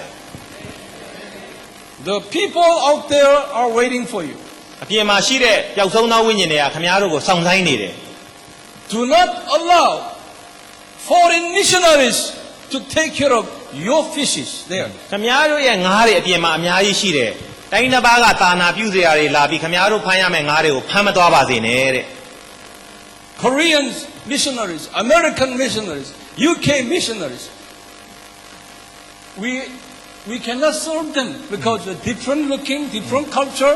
different language. Okay? We cannot do that. ကိုဘီယိုမဆိုင်နိုင်ဘူးဘာလို့လဲကျွန်တော်တို့ယဉ်ကျေးမှုမတူဘူးစကားမတူဘူးပြောဆိုနေထိုင်အပြုမှုတွေမတူတော့အောင်ကျွန်တော်တို့ကသူတို့ကိုတာဝန်မယူနိုင်ဘူးခင်ဗျားတို့ပဲယူနိုင်တာဖြစ်တယ် We are just partially available. Okay? But full-time missionary job should be done by you. ကျွန်တော်တို့ကတော့တပိုင်းတစ်စအနေနဲ့ပဲတာနာပြုနိုင်မှာဖြစ်တယ်အချိန်ပြည့်တို့လူတွေကိုတာနာပြုဖို့ကတော့ခင်ဗျားတို့အားလုံးရဲ့တာဝန်ဖြစ်ပါတယ်တဲ့ They are fishes. အဲ့ဒါတွေကငါးတွေဖြစ်တယ်တို့လူတွေဟာ It's your fishes to catch. ခင်ဗျားဖမ်းရမယ့်ငါးတွေဖြစ်တယ် Don't let foreign missionaries to catch your fishes. ခင်ဗျားဖမ်းရမယ့်ငါးတွေကိုနိုင်ငံရခြားတာနာပြုတွေလာဖမ်းသွားတာမျိုးကိုခွင့်မပြုပါနဲ့တဲ့ Would you allow foreign missionaries to catch your fishes? ခင်ဗျားတို့နိုင်ငံခြားတာနာပြုဆရာတွေကခင်ဗျားတို့ဖမ်းရမယ့်ငါးတွေကိုဖမ်းသွားဖို့ခွင့်ပြုမှာလား ခွင့်ပြုမလား Could you, brother? No If you don't do it, ခင်ဗျားတို့မလုပ်ဘူးဆိုရင် God will stand up, stand up, stand up. မထိုင်ခိုင်းသေးဘူးနော်တဲ့အခုဒီအကြောင်းကိုပြောနေတာထိုင်လို့မရသေးဘူးတဲ့ If you don't do it, God will pick up foreign missionaries to do it. ခင်ဗျားတို့မလုပ်ဘူးဆိုရင်ဘုရားသခင်ကနိုင်ငံခြားတာနာပြုတွေကိုရွေးကောက်ပြီးတော့အဲ့ဒီအလုပ်ကိုခင်ဗျားတို့မလုပ်တဲ့အလုပ်ကိုလုပ်ခိုင်းသွားလိမ့်မယ် Already American missionaries, Korean missionaries, we smell fishes there. We smell fishes. That's why we are coming. ကိုရီးယားတာနာပြုတွေအမေရိကန်တာနာပြုတွေကတော့အများအားချောင်းနေတယ်ငါးအနှံ့ကိုသူတို့အများအားရနေပြီးတော့လိုက်ဖမ်းညင်နေတယ်တဲ့သူတို့က They already have a fishing rod and net ready prepared to catch. If you don't do it, we will do it. အဲ့တော့ဒီအမေရိကန်ကိုရီးယားတာနာပြုစရာငါများတန်လဲအစင်သင်းရှိတယ်ပိုက်ကွန်လဲအစင်သင်းရှိတယ်ငါများဖို့ချောင်းနေတယ်ခင်ဗျားတို့အလုပ်ကိုခင်ဗျားတို့မလုပ်ဆိုသူတို့ကဝင်ပြီးမြားသွားလိမ့်မယ် Jesus was telling me, you go and tell the people. ခင်ဗျားယေရှုကပြောတယ်ကျွန်တော်ကိုဒီကိုဆေလွတ်တယ် Don't let the other people catching your fishes. He asked me, you go and tell them. မင်းတို့ရဲ့ငါးတွေကိုတခြားတိုင်းသမားသားတွေလာမမြားစေနဲ့မင်းတို့ကိုယ်တိုင်မြားပါလို့သွားပြောပါလို့ကျွန်တော်ကိုဆေလွတ်တယ် If they catch your fishes in the kingdom of God, they will be in high position. They will receive the crown of life. ခင်ဗျားငါမြားရမယ့်ငါးတွေကိုသူတို့ကမြားသွားမယ်ဆိုရင်သူတို့ကကောင်းငင်မုံရောက်တဲ့အခါမှာအသက်တရဖူကိုခင်ဗျားတို့မရပဲသူတို့ကရသွားလိမ့်မယ် Because you haven't done your job. ဘာလို့လဲ You ဆို will be in low class again. ခင်ဗျားတို့ကကိုယ်အလုပ်ကိုကိုယ်မလုပ်တော့ကြကောင်းငင်မုံရောက်တဲ့အခါမှာအစင့်နှိမ့်တဲ့သူတွေဖြစ်သွားလိမ့်မယ် Do you want to be in low class again? လောကမှာလည်းအစင့်နှိမ့်တဲ့သူတွေဖြစ်ခဲ့ပြီးကောင်းငင်မုံမှာထပ်ပြီးအစိမ့်နှိမ့်တဲ့သူတွေဖြစ်နေအောင်မယ် Do you want to be controlled by Americans and Chinese and Koreans all the time, eternally in heaven? ခင်ဗျားတို့စဉ်းစားကြည့်ပါကောင်းငင်ဘုံမှာထာဝရကာလပတ်လုံးခင်ဗျားတို့ကိုကိုရီးယားတွေအမေရိကန်တွေတရုတ်တွေကအုပ်ချုပ်တာကိုခံကျင်လို့လားတဲ့ Eternally, eternally. ခဏမဟုတ်ဘူးထာဝရလုံးခင်ဗျားတို့ကိုအုပ်ချုပ်နေမှာကိုခင်ဗျားတို့ခံစားကျင်သလားခံယူကျင်သလား Instead, အဲ့ဒီစားခင်ဗျားက you hire your followers, your slaves, American one, Korean one, Japanese, Chinese, under your house. ခင်ဗျားတို့ကအဲ့လိုဖြစ်မဲ့စားခင်ဗျားတို့ကအမေရိကန်တွေတရုတ်တွေဂျပန်တွေဥရောပတိုက်သားတွေကိုခင်ဗျားရဲ့အိမ်တော်မှာအခိုင်းစီတွေဖြစ်ခိုင်းလို့ခိုင်းညင်ဘူးလားတဲ့ Do you want that? အဲ့ဒါမျိုးလှုပ်ချင်သလား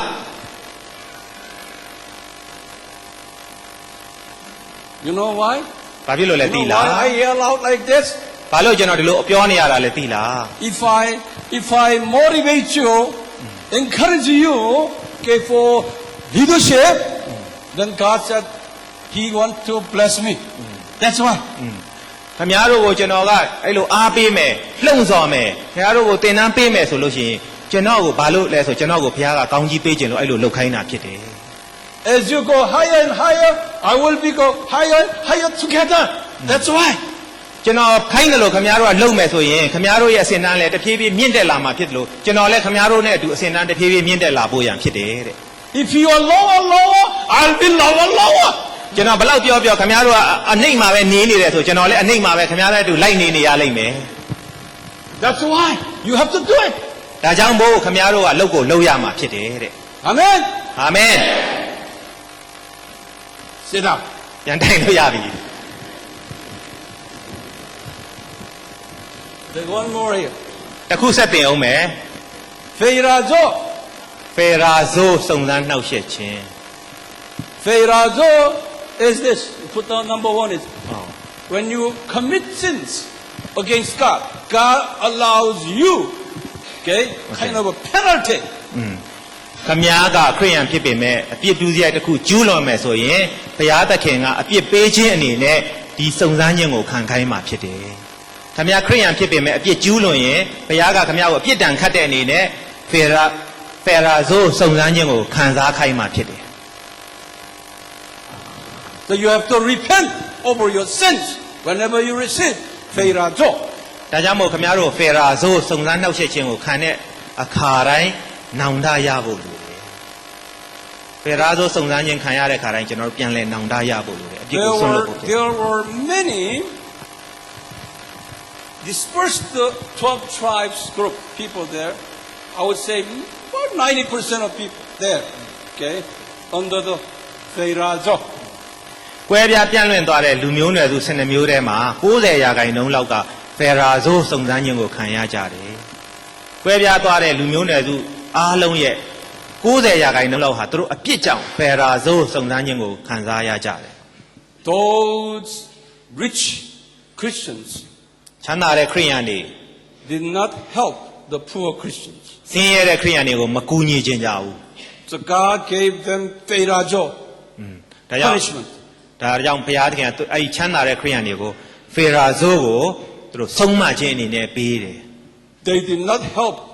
widows and orphans. ။အဲ့ဒီချမ်းသာတဲ့ခရိယန်တွေဟာမုတ်ဆိုးမတွေနဲ့မိဘမဲ့တွေကိုမကူညီခြင်းကြဘူး So we will go over that later. ။အဲ့ဒီအကြောင်းအရာတွေနောက်မှဆက်ပြောသွားမယ်။ There are two other Feirazo that you will just understand later. Okay? နောက်နှစ်ခုလဲနောက်ပိုင်းမှာပို့ပြီးလေးနားလည်သွားလိမ့်မယ်ဖေရာဇိုးရဲ့နောက်နှစ်အကြောင်းနှစ်ချက်ရှိသေးတယ် And the 30th Feirazo is it's when God loving Feirasmus Christians. God will also allow Feirazo to reveal His mystery. ကောင်းတဲ့ခရိယန်တွေတချို့ကိုလည်းဖရာသခင်ကသူ့ရဲ့နည်းနည်းသောအရာတွေကိုဖွင့်ပြခြင်းလို့ဖေရာဇိုးဆိုတဲ့စုံစမ်းနှောက်ယှက်ခြင်းကိုခံစားခိုင်းတာလည်းရှိတတ်ပါတယ် And I will give you the Bible verses there. အဲ့မှာကျွန်တော်လေ့လာဖို့ရန်ကြံညွှန်းနေဖော်ပြထားတယ်ကောင်းတဲ့ခရိယန်တွေဖြစ်တယ်သို့တော်လည်းဖရာခရစ်တော်ရဲ့နည်းနည်းတဲ့အရာတွေကိုခံစားနိုင်ဖို့မြင်တွေ့နိုင်ဖို့ဖေရာဇိုးစုံစမ်းခြင်းကိုခံစားရတဲ့ဥပမာတွေရှိပါတယ်ကြံညွှန်းရေးပေးထားတယ် That is nothing to do with his committing sins. It was God's plan to allow Satan, okay, to train him. ဒါဟာအဲ့လူတွေဟာတဲ့ကျွန်တော်တို့သူတို့အပြစ်ကျူးလွန်လို့မဟုတ်ဘူးဒီခရိယန်တွေကဖရာသခင်ကသူ့ရဲ့ဘုံထင်ရှားစေဖို့ရန်အတွက်စာတန်ကိုစုံစမ်းဖို့အခွင့်အရေးပေးခြင်းသာဖြစ်ပါတယ်တဲ့ But eventually, he will win. အဲ့ဒီပုံကိုမျိုးကနောက်ဆုံးမှာစာတန်ရဲ့စုံစမ်းခြင်းကိုအောင်မြင်သွားမှာသာဖြစ်တယ်ဒီပုံကိုမျိုးကနောက်ဆုံးမှာတော့စာတန်စုံစမ်းတဲ့အရာကိုအောင်မြင်သွားမှာဖြစ်တယ်ဒီဘက်ပုံမှာရေးထားတဲ့ဖေရာဇိုးဆိုတဲ့စုံစမ်းခြင်းများအကြောင်းဆက်လက်လေ့လာအောင်မှာဖြစ်ပါတယ် Now, open your Bible, please. ကျမ်းစာဥပဒေရအောင်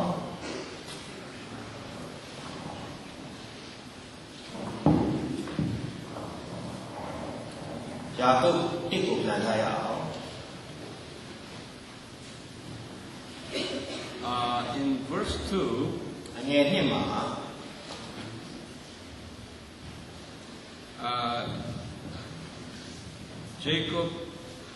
James told people that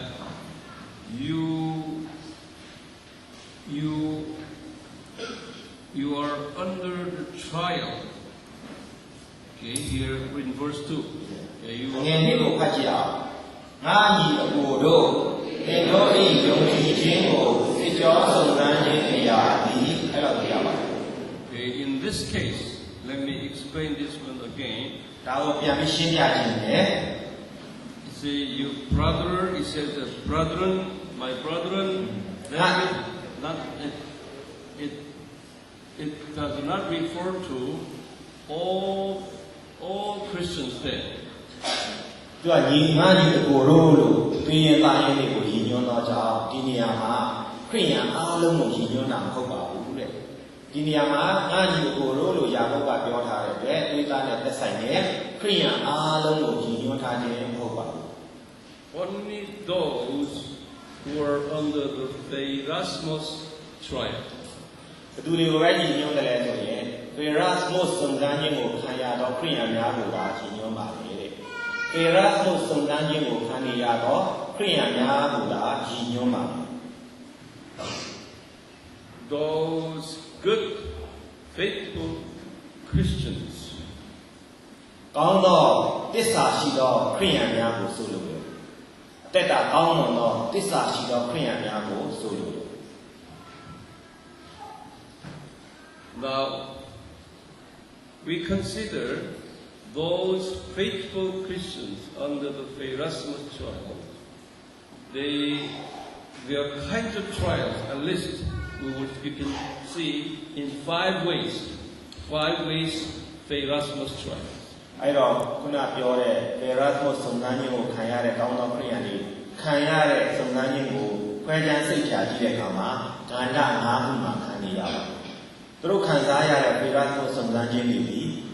ရေးထားတဲ့ကန္တာ၅ခုစလုံးမှာခံစားနေကြရတယ် Number 1, နံပါတ်1ကတော့ you put down the religious trial. နံပါတ်1ဆိုပြီးခေါင်းစဉ်နဲ့တက်မယ်ဘာသာရေးဆိုင်ရာစုံစမ်းစစ်ဆေးခြင်းဘာသာရေးနဲ့ဆိုင်သောစုံစမ်းစစ်ဆေးခြင်းများ In that area, ဒီကန္တာမှာ they had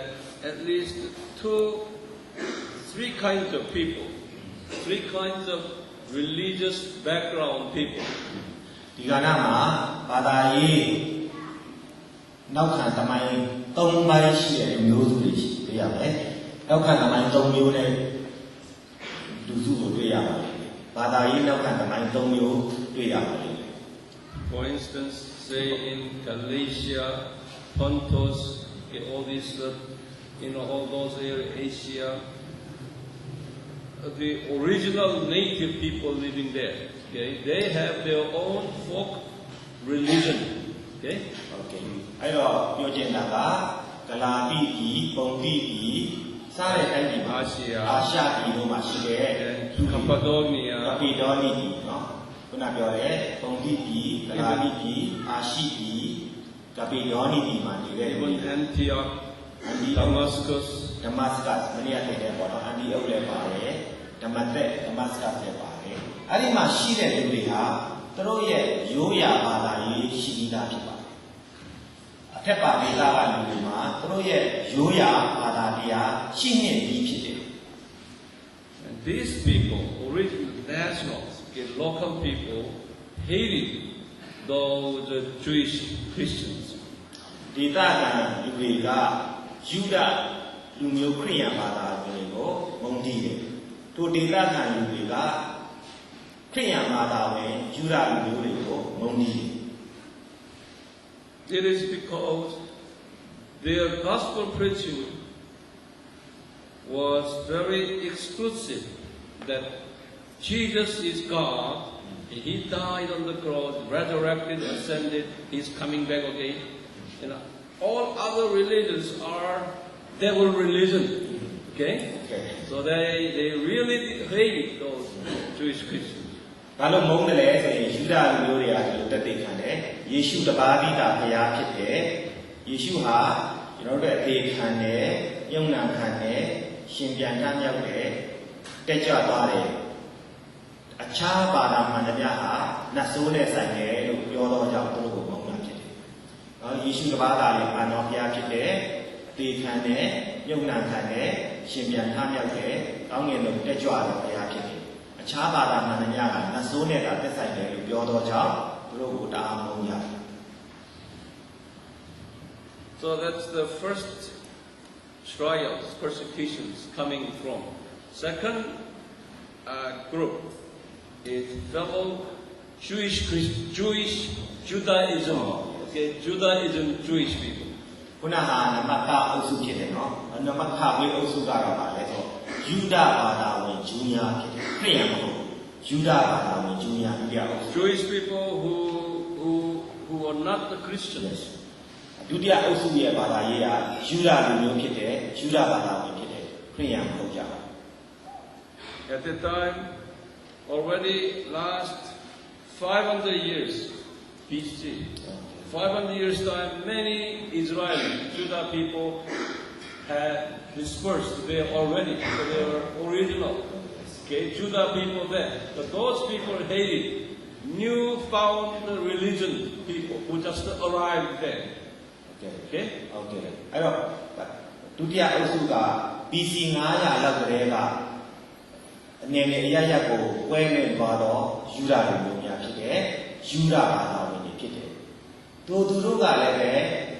နောက်မှပေါ်တဲ့ခရိယန်ဘာသာကိုးကွယ်တဲ့ယူဒလူမျိုးတွေကိုမုန်းတီးတာဖြစ်တယ်နော် BC 900လောက်ကလေးကခုနပြောတဲ့တိုင်းပြည်တွေကိုကွဲပြားနှင့်တဲ့ယူဒလူမျိုးတွေရှိတယ်သူတို့ကယူဒဘာသာဝင်များဖြစ်တယ်ဒါကြောင့်နောက်မှရောက်လာတဲ့ခရိယန်ဘာသာဝင်ဂျူးတွေကိုယူဒဘာသာဝင်ဂျူးတွေကမုန်းတာပဲဖြစ်တယ် There were the Jewish people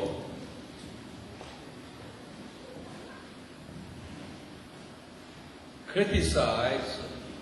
new religion, okay, people from Jerusalem, teaching them that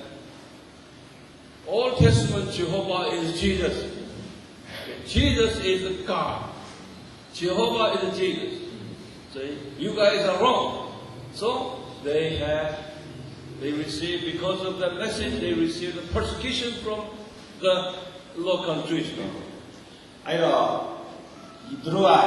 ရောက်လာတဲ့ဘာသာအစ်ကိုသူတို့ဘာလို့မုန်းလဲဆိုရင်ဓမ္မဟောင်းကယေဟောဝါဘုရားကြီးယေရှုပဲဖြစ်တယ်ဒါကြောင့်ယေရှုကိုမင်းတို့မယုံရင်မင်းတို့မှားတယ်လို့ယူဒဘာသာဝင်တွေကိုပြောတယ်ဒါကြောင့်မို့ယူဒဘာသာဝင်ဂျူးတွေကဘာသာအစ်ဖြစ်တဲ့ခရိယန်ဂျူးတွေကိုမုန်းတီးခြင်းဖြစ်တယ်ပြန်ပြောမယ်ဆိုလို့ရှိရင်ယူဒဘာသာခရိယန်တွေကဘယ်လိုခြေပတယ်လဲဆိုရင်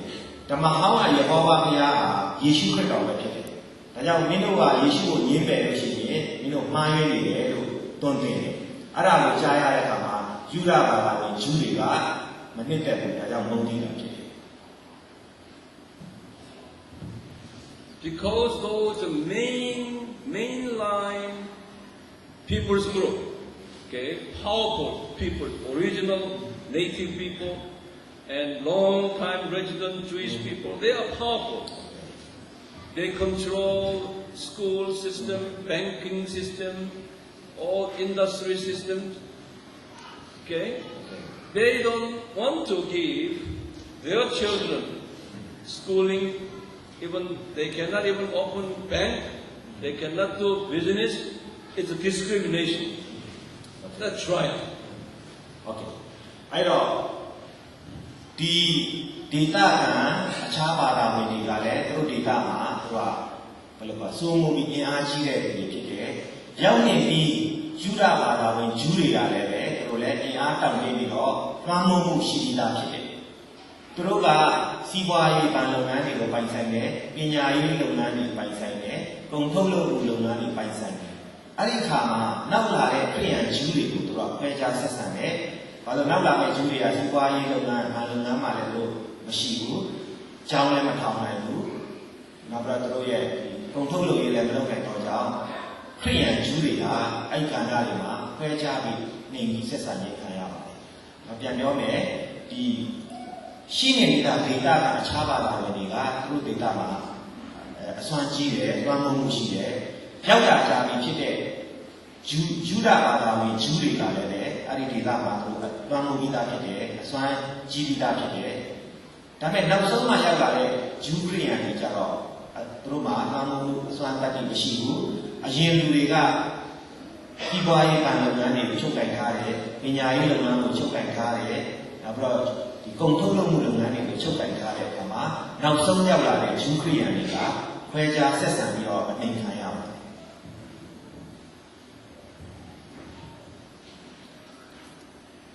Those just nominal Christians, okay? Now, these are very committed Christians. Okay, I would say around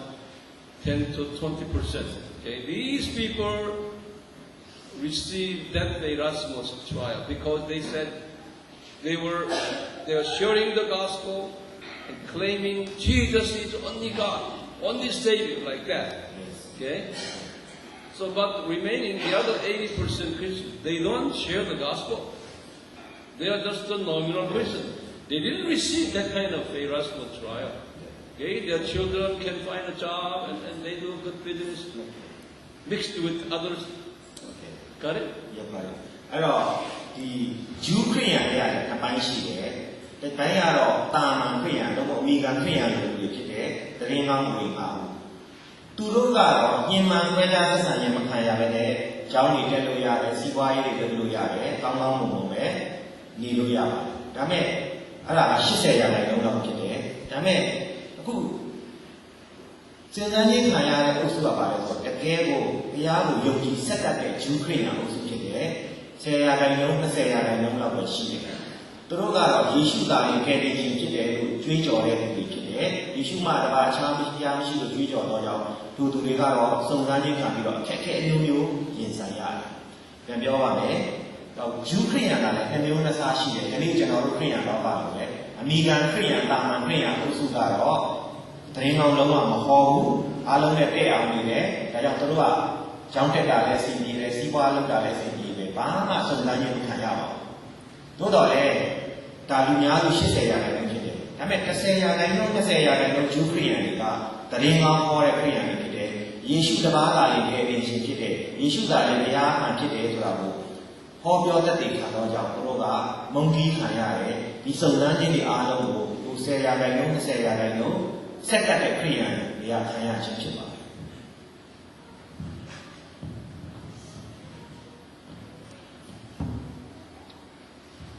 Those nominal Christians received Feirazo, okay, trials, okay, because of their sins,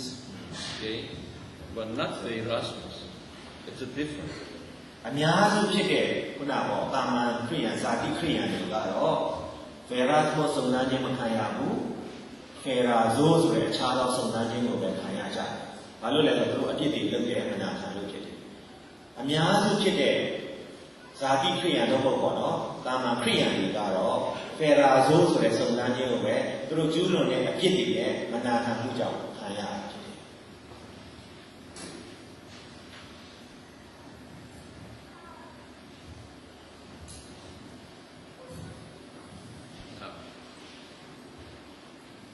။ Second kind of trial, the Erasmus trial, is a political. နံပါတ်2ပေါ့နော်ဒုတိယသူတို့စုံစမ်းခြင်းခံရတဲ့ကဏ္ဍကတော့နိုင်ငံရေးနဲ့ပတ်သက်တော့စုံစမ်းစစ်ဆေးခြင်းခံရတယ်ဒုတိယအချက်နိုင်ငံရေးနဲ့ပတ်သက်တော့စုံစမ်းစစ်ဆေးခြင်းသူတို့ခံရကြတယ် Because they only claim Jesus as their only God, those committed Christians had received political persecution. ဒီစက်ကပ်တဲ့ဂျူးခရိယန်တွေကယေရှုတပါးသာနဲ့မှန်တော်ဖရာယေရှုတပါးသာနဲ့ကယ်တင်ရှင်လို့အမြဲတမ်းကြွေးကြော်တော်ကြောင့်နိုင်ငံရေးအရာလည်းသူတို့ဟာကိလေသာချုပ်ချယ်ခြင်းခွဲခြားဆက်ဆံခြင်းခံရပါတယ်စက်ကပ်တဲ့ဂျူးခရိယန်တွေလည်းသူကယေရှုတပါးသာနဲ့မှန်တော်ဖရာယေရှုသာနဲ့ကယ်တင်ရှင်လို့ဒီအရာမှာကြွေးကြော်နေတော့ကြောင့်နိုင်ငံရေးကဏ္ဍမှာလည်းသူတို့ဟာကိလေသာခြင်းခွဲခြားဆက်ဆံခြင်းခံရပါတယ် The government would not hire them to any government offices position. Okay? Even big companies will not bring them. Even bank cannot hire them. All these political. အဲ့တော့ဘယ်လိုခွဲခြားဆက်ဆံခြင်းခါလဲဆိုအဲ့ဒီခရစ်တော်ရဲ့အိမ်ဝင်ကြီးခေါ်တဲ့ဂျူးတွေကိုကြတော့အစိုးရသူတို့ရဲ့အစိုးရရဲ့ဌာနပဲဌာနမှာမှအလုပ်တယ်မပြီးတော့ဌာနလုပ်ငန်းမှာလည်းလုပ်တယ်မပြီးဘူးဌာနဆိုင်ရာလုပ်ငန်းတွေမှာလည်းလုပ်မပြီးတော့အဲ့လိုဆက်ခွဲခြားဆက်ဆံခြင်းနဲ့စုံစမ်းခြင်းခံရတယ် တရင်ကောင်းဟောတဲ့ဂျူးခရိယန်တွေကိုဘယ်လိုဆက်ဆံတယ်လဲဆိုရင်သူတို့အစိုးရဌာနဆိုင်ရာဝန်ထမ်းတွေကဘယ်နေရာမှမပြီးဘူးနော်နေရာကောင်းတွေအားလုံးမပြီးတော့ကြောင့်သူတို့ဟာနိုင်ငံရေးကဏ္ဍမှာခွဲခြားဆက်ဆံခံရပါတယ် And you cannot run for government officer's position. ဆိုရအရာရှိတယောက်လည်းဘယ်တော့မှတော့မဖြစ်နိုင်ဘူးပေါ့နော်သူတို့ဟာဆိုရအရာရှိတယောက်ဘယ်တော့မှမဖြစ်လာနိုင်ဘူးလေ You cannot be a member of military forces. ဟိုပေါ့သူတို့ရဲ့ဒီရောမစစ်တပ်မှာတော့ပေါ့နော်သူတို့ရဲ့ဒေသဆိုင်ရာအစိုးရတပ်ဖွဲ့တွေမှာလည်းဝင်ခွင့်မပြုဘူးသူတို့တိုင်းပြည်ရဲ့တပ်တွေမှာလည်းစစ် That is a political persecution ဒါကယူခရိယန်တွေပြည်ကြုံရတော့နိုင်ငံရေးဆိုတဲ့ because of Jesus. ဘာလို့လဲဆိုယေရှုအကြောင်းလာပြောလို့ခံရတာဖြစ်တယ်ဒါကဂျူးခရိယန်တွေခံရတဲ့နိုင်ငံရေးအရာပုံစံချင်းဖြစ်တယ်ခရစ်တော်အကြောင်းပြောလို့ခံရခြင်းဖြစ်တယ်တဲ့သူက Number 3 is a social persecution. နံပါတ်3ကတော့လူမှုရေးအရာစုံစမ်းစစ်ဆေးခံရခြင်းနံပါတ်3လူမှုရေးအရာစုံစမ်းစစ်ဆေးခြင်းခံရခြင်း Wherever you go, people discriminate you. လူမှုရေးကြဘယ်လိုလဲဆိုတော့အဲဂျူးခရိယန်တွေကဘယ်နေရာသွားတာသူတို့ကိုခွဲခြားဆက်ဆံခြင်းခံရတယ်မတူမတန်ပေါ့နော်အဲလိုခွဲခြားဆက်ဆံခြင်းခံရတယ်တဲ့အနှိမ်ခံရတယ်နော်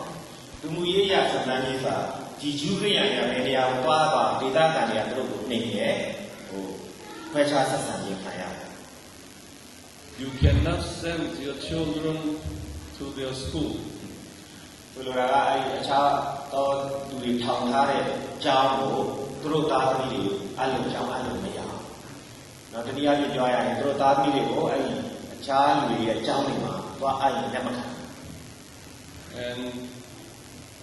their children always being mocked by fellow children's friends. အဲ့လိုကျောင်းအဲ့လိုမရရုံနဲ့မဟုတ်ဘူးသူတို့မွေးဖွားလာတဲ့သားလေးတွေသားသမီးတွေကိုပတ်ဝန်းကျင်မှာရှိတဲ့ကလေးတွေကပြောင်းတောင်ကြတယ်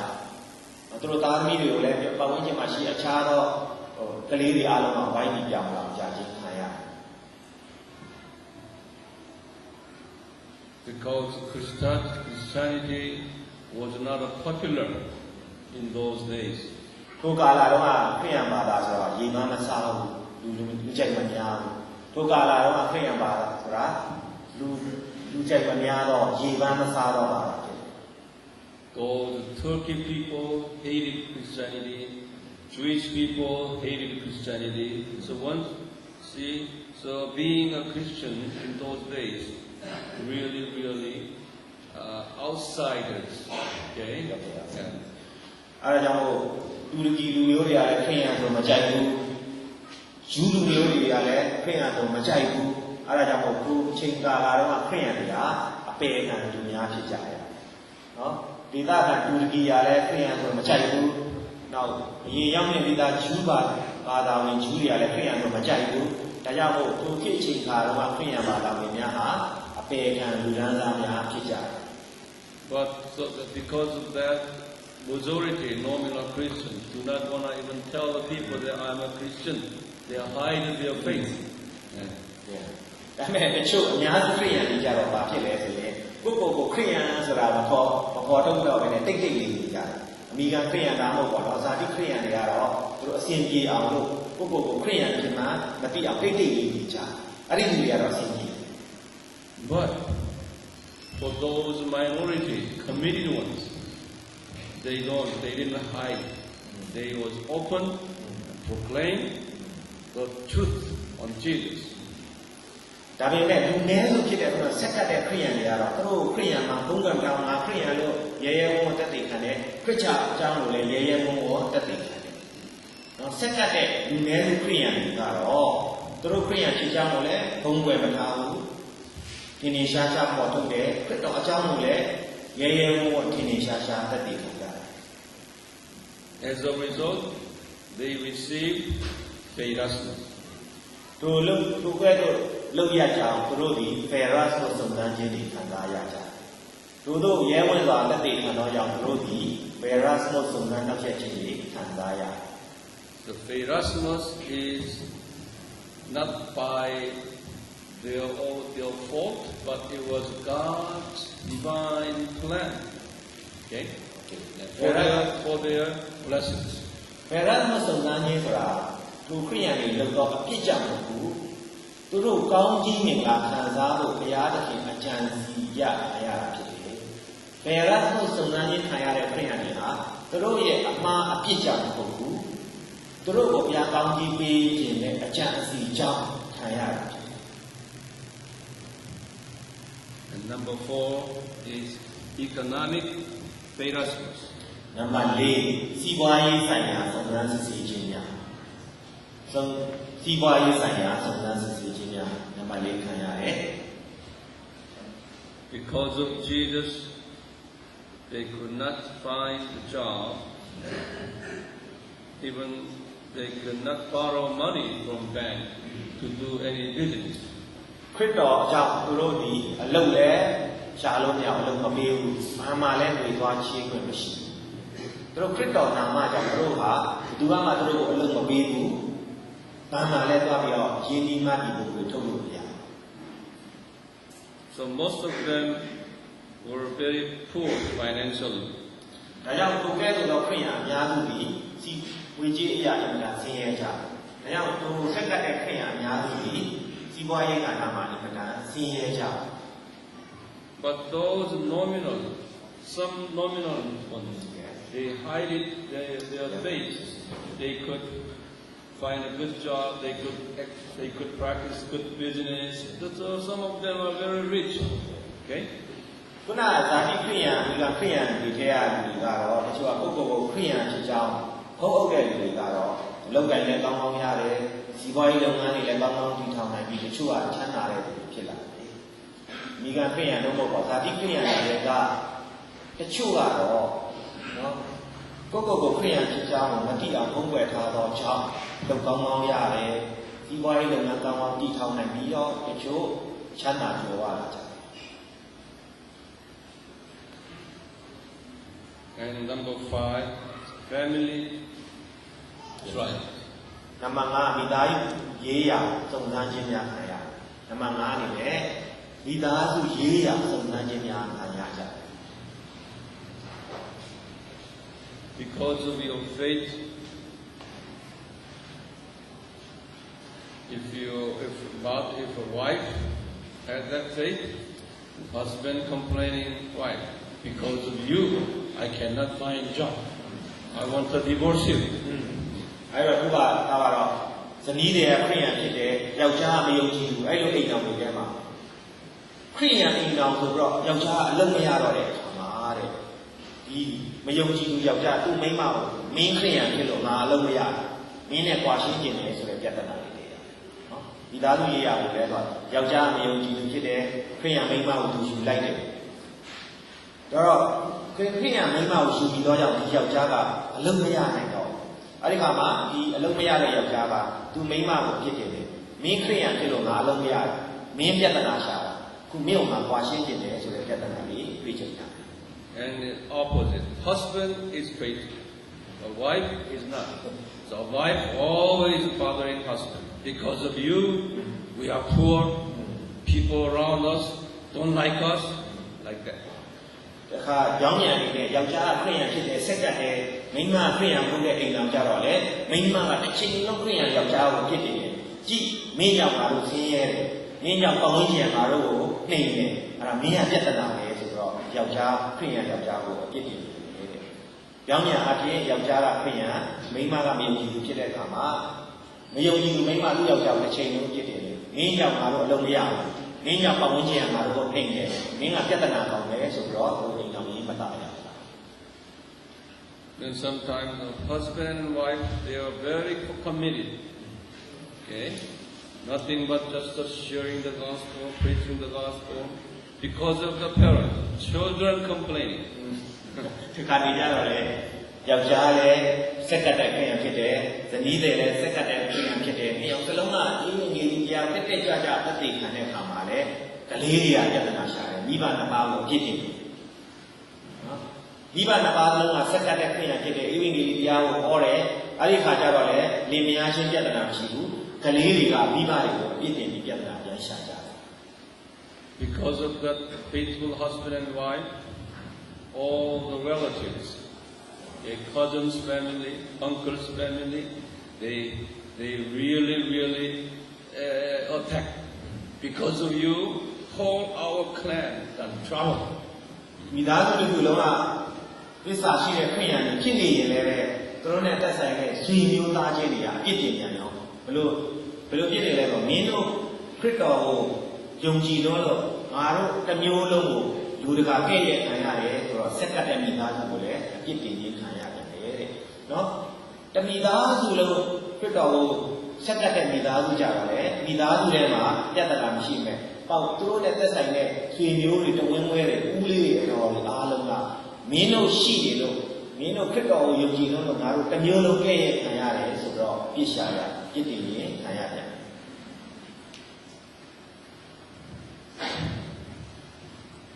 Are you experiencing this kind of Erasmus? ဒီမှာရှိတဲ့ညီကိုများရောဒီလိုပုံစံမျိုးဖေရာကိုရောခံစားမှုတွေပါ ပြိတ္တထဲမှာလည်းခုနပြောသွားတဲ့မိသားစုစုံစမ်းခြင်းခံရတဲ့တွေပါပါလား Yes yes All these depends on what, some of you receive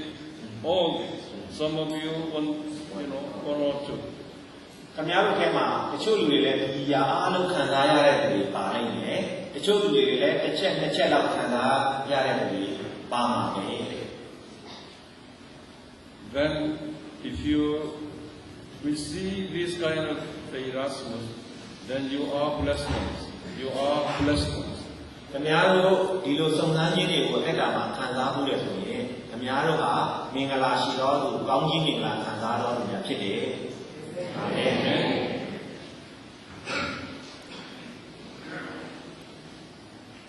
I have given you 2 Bible references. There are many Bible references, but when you receive this kind of Erasmus, then I will give you Bible reference that you have to write it down for your comfort. Okay? ကျမ်းညွှန်အများကြီးရှိပေမဲ့ခင်ဗျားတို့စိတ်သက်သာစေဖို့နှစ်သိမ့်စေဖို့ကျမ်းညွှန်တစ်ခုပဲပေးပါမယ်တဲ့ဖေရတ်ဖို့စုံစမ်းခြင်းနဲ့ပတ်သက်ပြီးတော့ကျမ်းညွှန်အများကြီးရှိတယ်ခင်ဗျားတို့ဒါပေမဲ့တစ်ခုပဲပေးတယ်အဲ့ဒီတစ်ခုအပြင်ခင်ဗျားတို့စိတ်ကျေနပ်နှစ်သိမ့်စေဖို့ဖြစ်တယ် Now, bring your Bible. First of all, အဲ့တော့ဥဆုံး James chapter 1, ယာကုပ်1 verses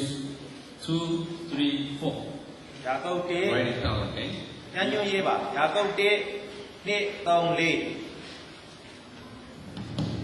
ယာကုပ်1 2 3 4ကျမ်းညွှန်ကိုရေးထားပါပြီးမှပြန်ဖတ်မယ် Read it. ကျွန်တော်ဖတ်ပြပါမယ်ယာကုပ်1 2 3 4တွေ့တဲ့လူတွေဖတ်ရအောင်ငါညီအကိုတို့သင်တို့၏ယုံကြည်ခြင်းကိုစစ်ကြောစုံစမ်းခြင်းအရာသည်ပြီးခံခြင်းကိုဘုရားသခင်တည်ဟုဒီမှန်ရဲ့အထူးထူးအပြားများစုံစမ်းနှံ့ဖြစ်ခြင်းနှင့်တွေ့ကြုံသောအခါ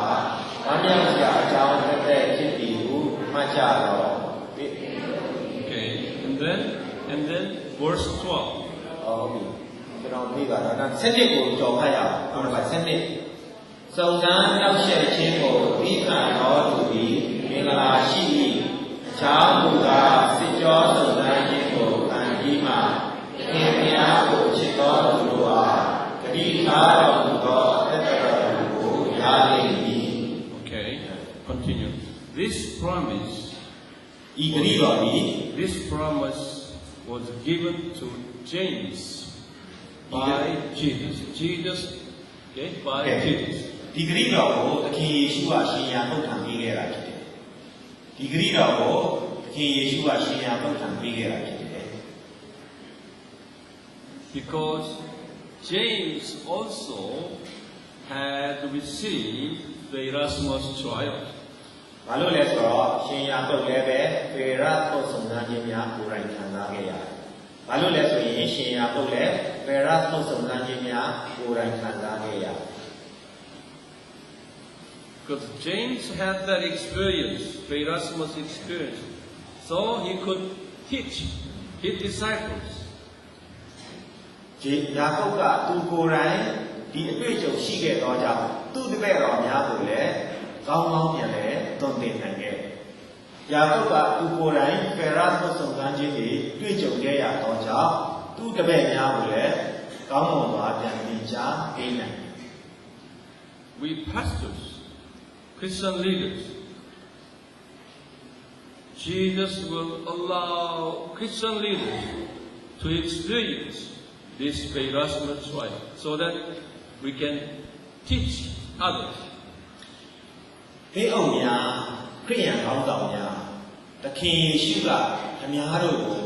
ဒီဖေရတ်ကိုစုံစမ်းခြင်းကိုတွေ့ကြုံခံစားစေမှာဖြစ်တယ်။ဤနည်းအားဖြင့်အများတို့ကကိုယ်အတင်းသားများကိုပြန်သင်ကြားပေးနိုင်မှာဖြစ်ပါတယ်တဲ့။ဒီမှာရှိသောဒီအောင်များဓမ္မအမှုတော်ဆောင်များသခင်ယေရှုကအများတို့ကိုလည်းဖေရတ်ကိုစုံစမ်းခြင်းခံစားစေမှာဖြစ်တယ်။ဘာလို့လဲဆိုရင်အများတို့ကလည်းကိုယ်အတင်းသားတွေကိုပြန်လည်ပြီးသင်ကြားပြနိုင်မှုရာခံစားနိုင်မှာဖြစ်တယ် And number 2, ။နောက်နံပါတ်1 Jesus told Peter about the Erasmus, Erasmus trial. ရှင်ပေပြုကိုလည်းသခင်ယေရှုကဖေရတ်ကိုစုံစမ်းခြင်းအရာကြောင့်ပြောပြတယ်။ရှင်ပေပြုထံလည်းသခင်ယေရှုကဖေရတ်ကိုစုံစမ်းခြင်းအကြောင်းပြောခဲ့တယ် Peter also had tremendous amount of Erasmus trial in his life. ။ရှင်ပေပြုရဲ့အသက်တာထဲမှာအင်မတန်ကြီးမားဩဝယ်ကြီးမားသောဖေရတ်ကိုအတွေ့အကြုံတွေခံစားခဲ့ရတယ်။ရှင်ပေပြုရဲ့အသက်တာတစ်လျှောက်လုံးမှာဩဝယ်ကြီးမားသောဖေရတ်ကိုစုံစမ်းခြင်းအတွေ့အကြုံတွေများစွာခံခဲ့ရတယ် So Peter sent a letter to those dispersed 12 tribes in 1 Peter, 2 Peter. ရှင်ပေကျူကလည်းရှင်ပေကျူဒုတိယဆောင်မှာကွဲပြားပြန့်လွင့်တဲ့လူမျိုးတွေလူဆက်လက်စုထမ်းစာရေးခဲ့ပါတယ်။ဒါကြောင့်ပေကျူကလည်းပဲကွဲပြားပြန့်လွင့်သောလူမျိုးတွေလူဆက်လက်စုထမ်းမှာပေကျူဩဝါဒကဒုတိယဆောင်မှာရေးခဲ့ပါတယ်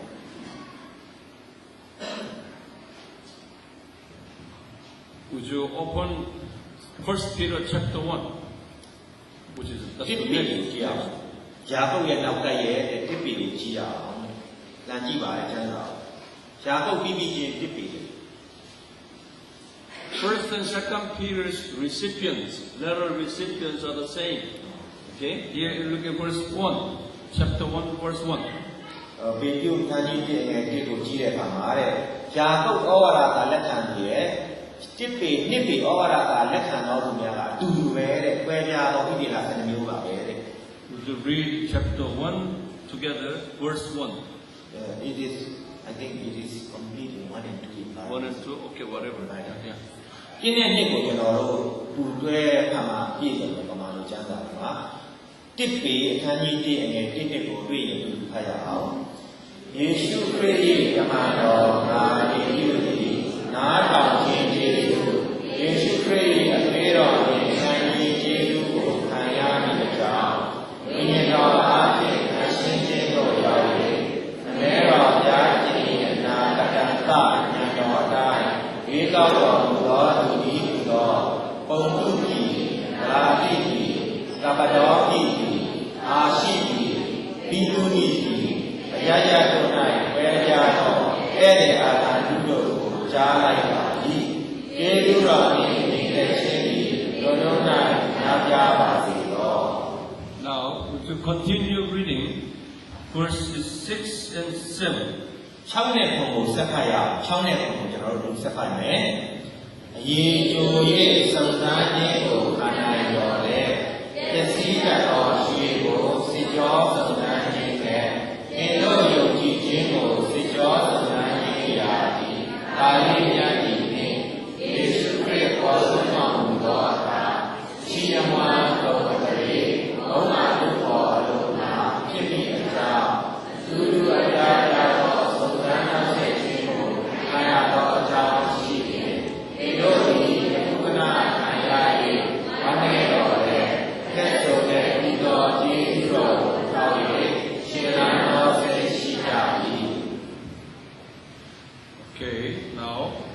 can see in your writing here. ဆက်ရေးပါတဲ့ဆက်ရေးရအောင် These people are not all Christians in those areas, only those under the Erasmus trial people. ဒီတစ်ချိန်ရဲ့ပေတူကခရိယန်အားလုံးကိုခြုံငုံရေးတာမဟုတ်ဘူးဘယ်ရတ်မစုံစမ်းခြင်းခံရတော့ဒီစုခရိယန်တစုကရည်ရွယ်ရေးသားခြင်းဖြစ်တယ်ဒီမှာလည်းခရိယန်အားလုံးကိုခြုံငုံရေးသားခြင်းမဟုတ်ဘူးဘယ်ရတ်မစုံစမ်းခြင်းခံရတော့ခရိယန်တစုအတွက်ကရည်ရွယ်ရေးသားခြင်းဖြစ်တယ် You can see verses 1 and 2 here. Again, you see here,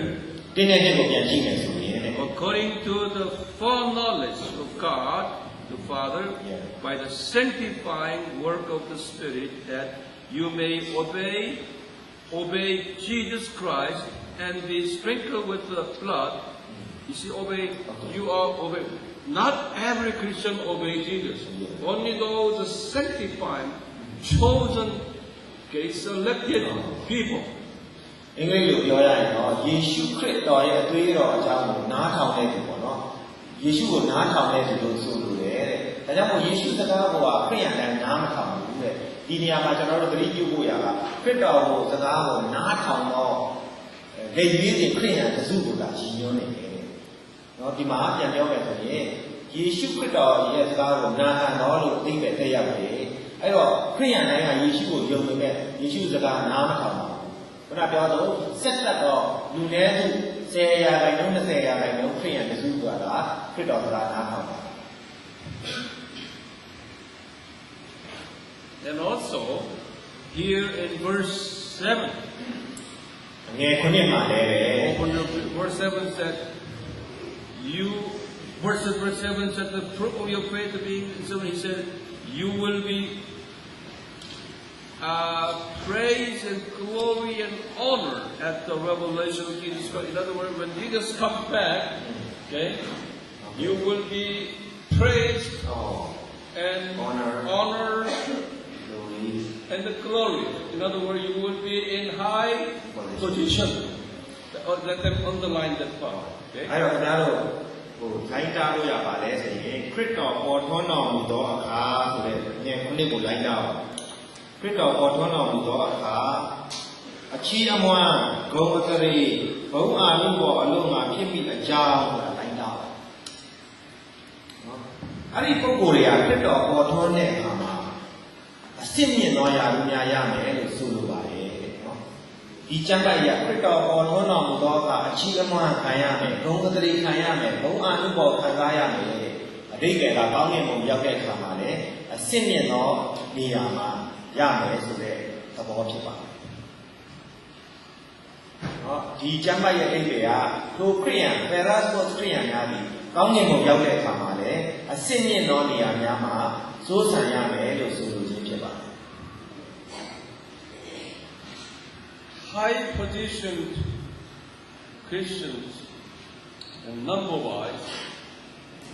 is very small number.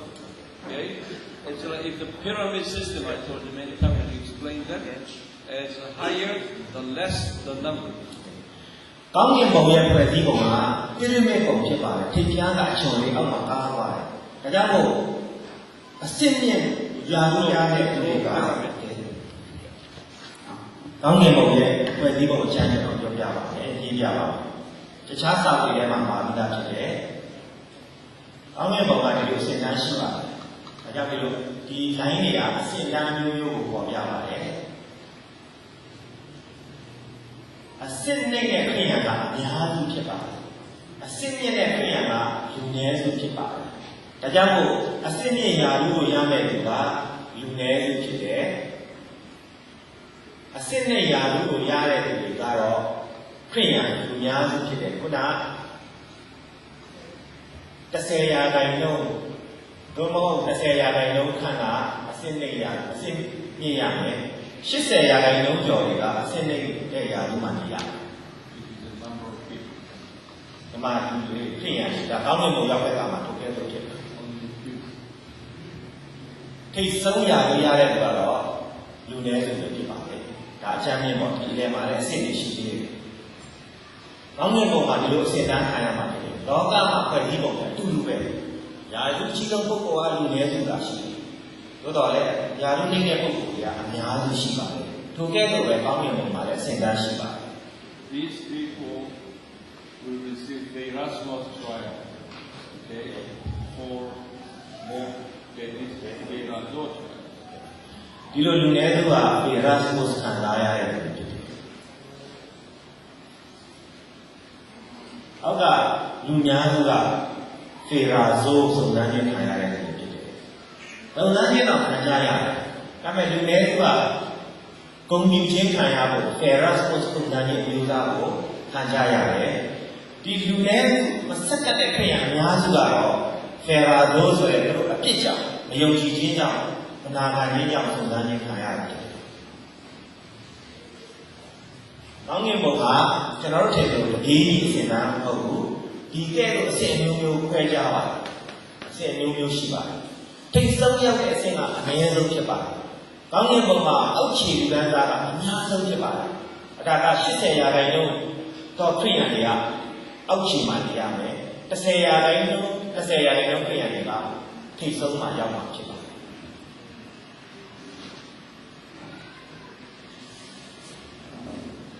That's the why in 1 Peter ဒါကြောင့်တစ်ပေပါတဲ့ chapter 2, ငယ်နှစ်ကိုသွားရအောင်တစ်ပေငယ်နှစ် verse 9. တစ်ပေအခန်းကြီးနှစ်ငယ်ကိုတစ်ပေအခန်း Chapter ကြီး 2, နှစ်ငယ်ကို verse 9, Peter told them, call their name, because you are the royal priesthood. ဒါကြောင့်မို့ပေတိဝါတို့ကိုသမုတ်ထားတဲ့ဝယ်ကူးနာမည်လေသင်တို့ဒီမင်းစည်းတွေရှိသောယေဘရဟိတ်မျိုးလို့ပြောပါတယ် You are chosen tribe. ကဲခြေတော်မူသောအမျိုး It's a Calvinism. You are chosen for that. yes And under my divine plan, you have been under the Erasmus trial because your class is a royal class. Okay? okay အဲ့ဒါကဘာလဲဆိုလို့ရှိရင်ရွေးချယ်တဲ့ယေရှုဖြစ်တယ်တဲ့ကယ်ဗင်ဩဝါဒနဲ့ကိုက်ညီတယ်ပေါ့နော်ဒီမှာတော့သူတို့ဟာပေရတ်ကိုစုံစမ်းခြင်းခံရတဲ့ရွေးချယ်ခံရတဲ့လူနည်းစုဖြစ်တယ်သူတို့ဟာမင်းမျိုးမင်းနဲ့မင်းစည်းတွေရှိတော့အမျိုးဖြစ်တယ်ယေဘရဟိတ်အမျိုးလည်းဖြစ်ပါတယ်အဲ့ဒီလိုဖြစ်ဖို့ဘုရားကအကြံစီတော်နဲ့ရွေးကောက်ထားတယ်တို့ပုဂ္ဂိုလ်များသည်မင်းစည်းတွေရှိသောယေဘရဟိတ်မျိုးဖြစ်ဖို့တရားရဲ့အကြံစီတော်နဲ့ရွေးကောက်ခံရပြီးပေရတ်ကိုစုံစမ်းခြင်းကိုခံရကြတာများဖြစ်တယ် In this sense, our brothers and sisters in Tachilek, southern Shan State, if you are in the Erasmus trial in 5 ways here. You are special Christian. ဒါချီလိမ့်မှာရှိတဲ့ခရိယန်များနေတယ်တဲ့ခင်ဗျားတို့ကဒီကဏ္ဍမှာဒီစုံစမ်းခြင်း၅ခုကိုခင်ဗျားတို့ကိုယ်တိုင်ခံစားရရင်ခင်ဗျားတို့ကတာမန်ခရိယန်မဟုတ်ဘူးအထူး special ခရိယန်များဖြစ်ကြပါမယ် Because of Jesus, you have lost your job. ယေရှုကြောင့်ခင်ဗျားတို့အလုပ်ပြုတ်ရတယ်ဆိုရင် Because of Jesus, you receive condemnation from your family members, even your relatives. ယေရှုကြောင့်ခင်ဗျားရဲ့အိမ်မိသားစုဝင်တွေကအပြစ်တင်ခြင်းခံရတယ်ဆွေမျိုးသားချင်းများရဲ့အပြစ်တင်ခြင်းခံရတယ်ဆိုရင် Sometimes because of Jesus, we have to share gospel secretly. ကျွန်တော်တို့တစ်ခါတည်းယေရှုခရစ်ကြောင့်ဂရင်ကောင်းကိုတိတ်လျှို့ဝှက်ပေါ့တိတ်ဆိတ်စွာဝင်ငှားရတာလေတိတ်ဆိတ်စွာကျွန်တော်တို့ဂရင်ကောင်းကိုတစ်ခါတည်းဝင်ငှားရတယ်လျှို့ဝှက်စွာပေါ့နော် Because of Jesus, we have to give up our rights and demand. ခရစ်တော်ရဲ့နာမကြောင့်ကျွန်တော်တို့ရဲ့အခွင့်အရေးတွေကျွန်တော်တို့ရဲ့ရပိုင်ခွင့်တွေဆုံးရှုံးခံရတယ်ခရစ်တော်ရဲ့နာမကြောင့်ကျွန်တော်တို့ရဲ့ရပိုင်ခွင့်တွေနဲ့အခွင့်အရေးတွေဆုံးရှုံးခြင်းခံရတယ် Then James said here, and even Peter said here that be rejoiced and glad. အဲ့ဒီပုဂ္ဂိုလ်မျိုးကိုရှင်ရာပုဂ္ဂါရောရှင်ပေပြုကလည်းအဲ့ဒါမျိုးတွေမင်းတို့ခံရရင်ဝမ်းမြောက်ကြပါရှင်လန်းကြပါလို့အားပေးထားတယ် Why? ။ဘာလို့လဲဆိုရင် Because you were chosen by divine plan. ဘာလို့လဲဆိုတော့ဘုရားသခင်ရဲ့ရွေးချယ်ခြင်းခံရတော်သူများဖြစ်လို့ You were chosen by divine plan for high, honorable position. ဘုရားကကြံစီရခင်ဗျားတို့ကိုဒီနေရာမှာပို့ဖို့ရွေးချယ်ခြင်းခံရလို့ဖြစ်ပါတယ်။ဘုရားရဲ့ကြံစီရအဲ့ဒီပုဂ္ဂိုလ်တွေကိုဒီလိုနေရာမျိုးမှာထားဖို့ရွေးချယ်ခံရခြင်းဖြစ်ပါတယ် It is not by your own righteous behavior. It is by the grace of Jesus Christ. ။ခင်ဗျားတို့ကောင်းမှစွာအသက်ရှင်နိုင်လို့တော့မဟုတ်ဘူး။ယေရှုခရစ်၏ကျေးဇူးတော်ကြောင့်ပါဖြစ်တယ်။ဒီလိုဖြစ်ပါရင်လည်းခင်ဗျားတို့ကောက်မှတ်လို့ရွေးချယ်တာမဟုတ်ဘူး။တကယ်ယေရှုရဲ့ကျေးဇူးတော်ကြောင့်ပါဖြစ်ပါတယ်။ It is not because of your good, faithful action, but by the grace of Jesus. Jesus, in His grace, has given you this blessed opportunity. အများကကောင်းသောအကျင့်စာရိတ္တသစ္စာရှိမှုကြောင့်မဟုတ်ဘူးယေရှုရဲ့ကျေးဇူးတော်ကြောင့်ဒီအခွင့်အရေးကိုခံစားရခြင်းသာဖြစ်တယ်။အများရဲ့ကောင်းသောသစ္စာရှိသောအကျင့်များကြောင့်မဟုတ်ပါဘူး။သခင်ယေရှုရဲ့ကျေးဇူးတော်ကြောင့်ပါလေဒီအခွင့်အရေးကိုခံစားရတာဖြစ်ပါတယ် Those rich countries and free countries, Christian, it is very hard to find those Erasmus, training Christians. ချမ်းသာသောတိုင်းပြည်ရှိခရိယန်များနဲ့လွတ်လပ်သိလွတ်လပ်ရောတဲ့တိုင်းပြည်ရှိခရိယန်များကတော့တဲ့ဒီ Erasmus စုံစမ်းခြင်းတွေကိုသင်တန်းပေးခံရဖို့သူတို့ကခွင့်ရေးမရှိလာဘူးတဲ့အင်မတန်ချမ်းသာသောခရိယန်နိုင်ငံများနဲ့အင်မတန်လွတ်လပ်လွန်းသောခရိယန်နိုင်ငံမှာရှိတဲ့ခရိယန်တွေကတော့ဤကဲ့သို့ Erasmus သင်တန်းပေးခြင်းမျိုးတွေခံစားဖို့သိအခွင့်အလမ်းမရှိကြပါဘူး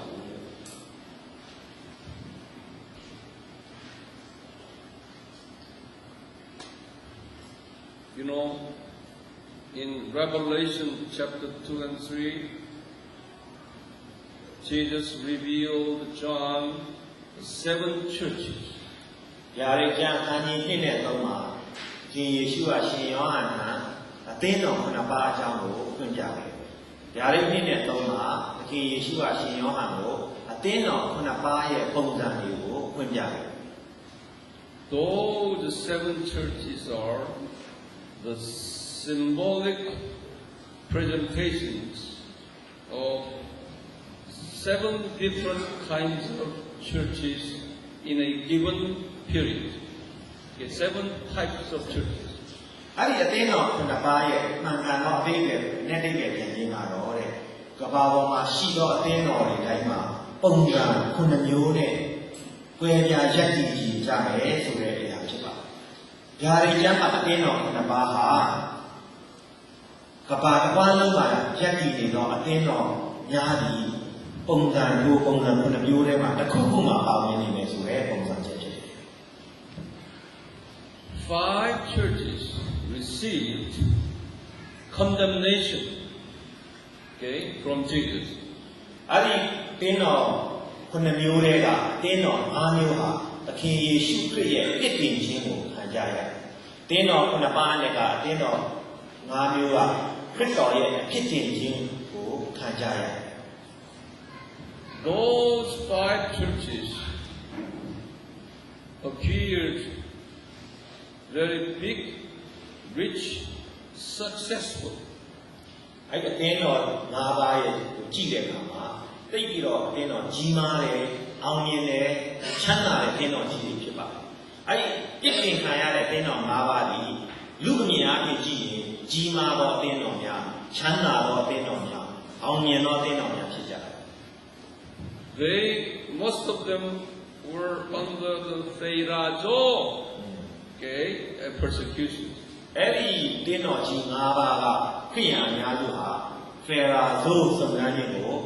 ရင်ဆိုင်ရတဲ့နေရာဖြစ်ကြတယ်။ အဲ့အသင်းတော်ကြီး၅ပါးခရိယန်အများစုပြီးပေရာဇိုစုံစမ်းလောက်ချက်ချင်းကိုခံရတဲ့သူဖြစ်တယ် Jesus did not say to these 5 churches that you will receive the crown. အဲ့အသင်းတော်၅ပါးကိုသခင်ယေရှုကတရပူရမယ်လို့ပြောထားတာတွေ့ရအောင်အဲ့အသင်းတော်၅ပါးကိုသခင်ယေရှုကမင်းတို့ကိုတရပူပေးမယ်လို့ဂရုပေးထားတဲ့အချက်တွေ့ရအောင် But he praised 2 churches, which are Smyrna and Philadelphia. သို့တော်သခင်ယေရှုကသမုဒ္ဒရအသင်းတော်နဲ့ဖိလဒေလဖိအသင်းတော်နှစ်ပါးကိုတော့ချီးမွမ်းထားပါတယ်။ဒါပေမဲ့သခင်ယေရှုကဖိလဒေလဖိအသင်းတော်နဲ့သမုဒ္ဒရအသင်းတော်နှစ်ပါးကိုတော့ချီးမွမ်းပါတယ် These 2 churches were small and poor and under the Erasmus persecution. ။အဲ့ဒီအသင်းတော်နှစ်ပါးဟာဒီငယ်တဲ့ဆင်းရဲတဲ့ဖေရတ်မို့စုံစမ်းခြင်းကိုခံစားရတဲ့အသင်းတော်နှစ်ပါးဖြစ်တယ်။ဒါနဲ့သမုဒ္ဒရနဲ့ဖိလဒေလဖိအသင်းတော်နှစ်ပါးဒီငယ်တဲ့ဆင်းရဲတဲ့ဖေရတ်မို့စုံစမ်းခြင်းကိုခံစားကြရတယ် And Jesus promised to them that you will receive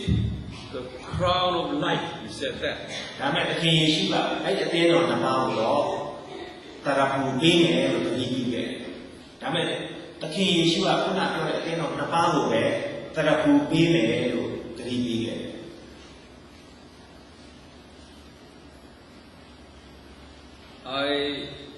You should be proud of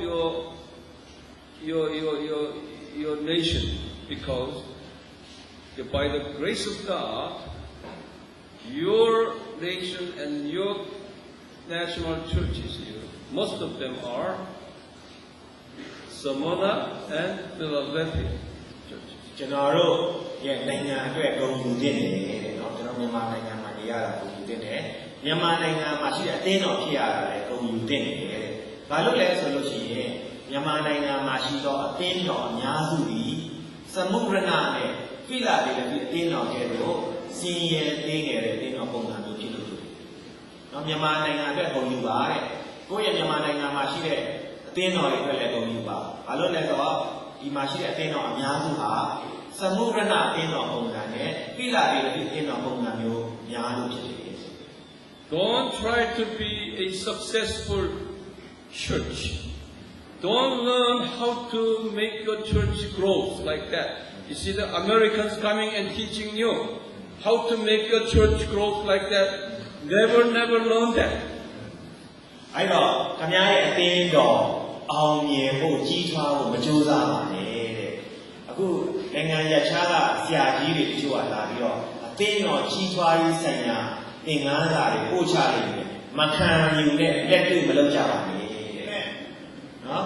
ကိုယ့်ရဲ့အသင်းတော်ကြီးထွားလာဖို့အောင်မြင်လာဖို့မကြိုးစားကြပါနဲ့နိုင်ငံရခြားကဆရာကြီးတွေကအသင်းတော်ကြီးထွားရေးဆိုင်ရာသင်ခန်းတွေကိုလာရောက်ပို့ချနေတယ်မခံယူနဲ့လက်တွေ့လည်းမကြိုးစားကြပါနဲ့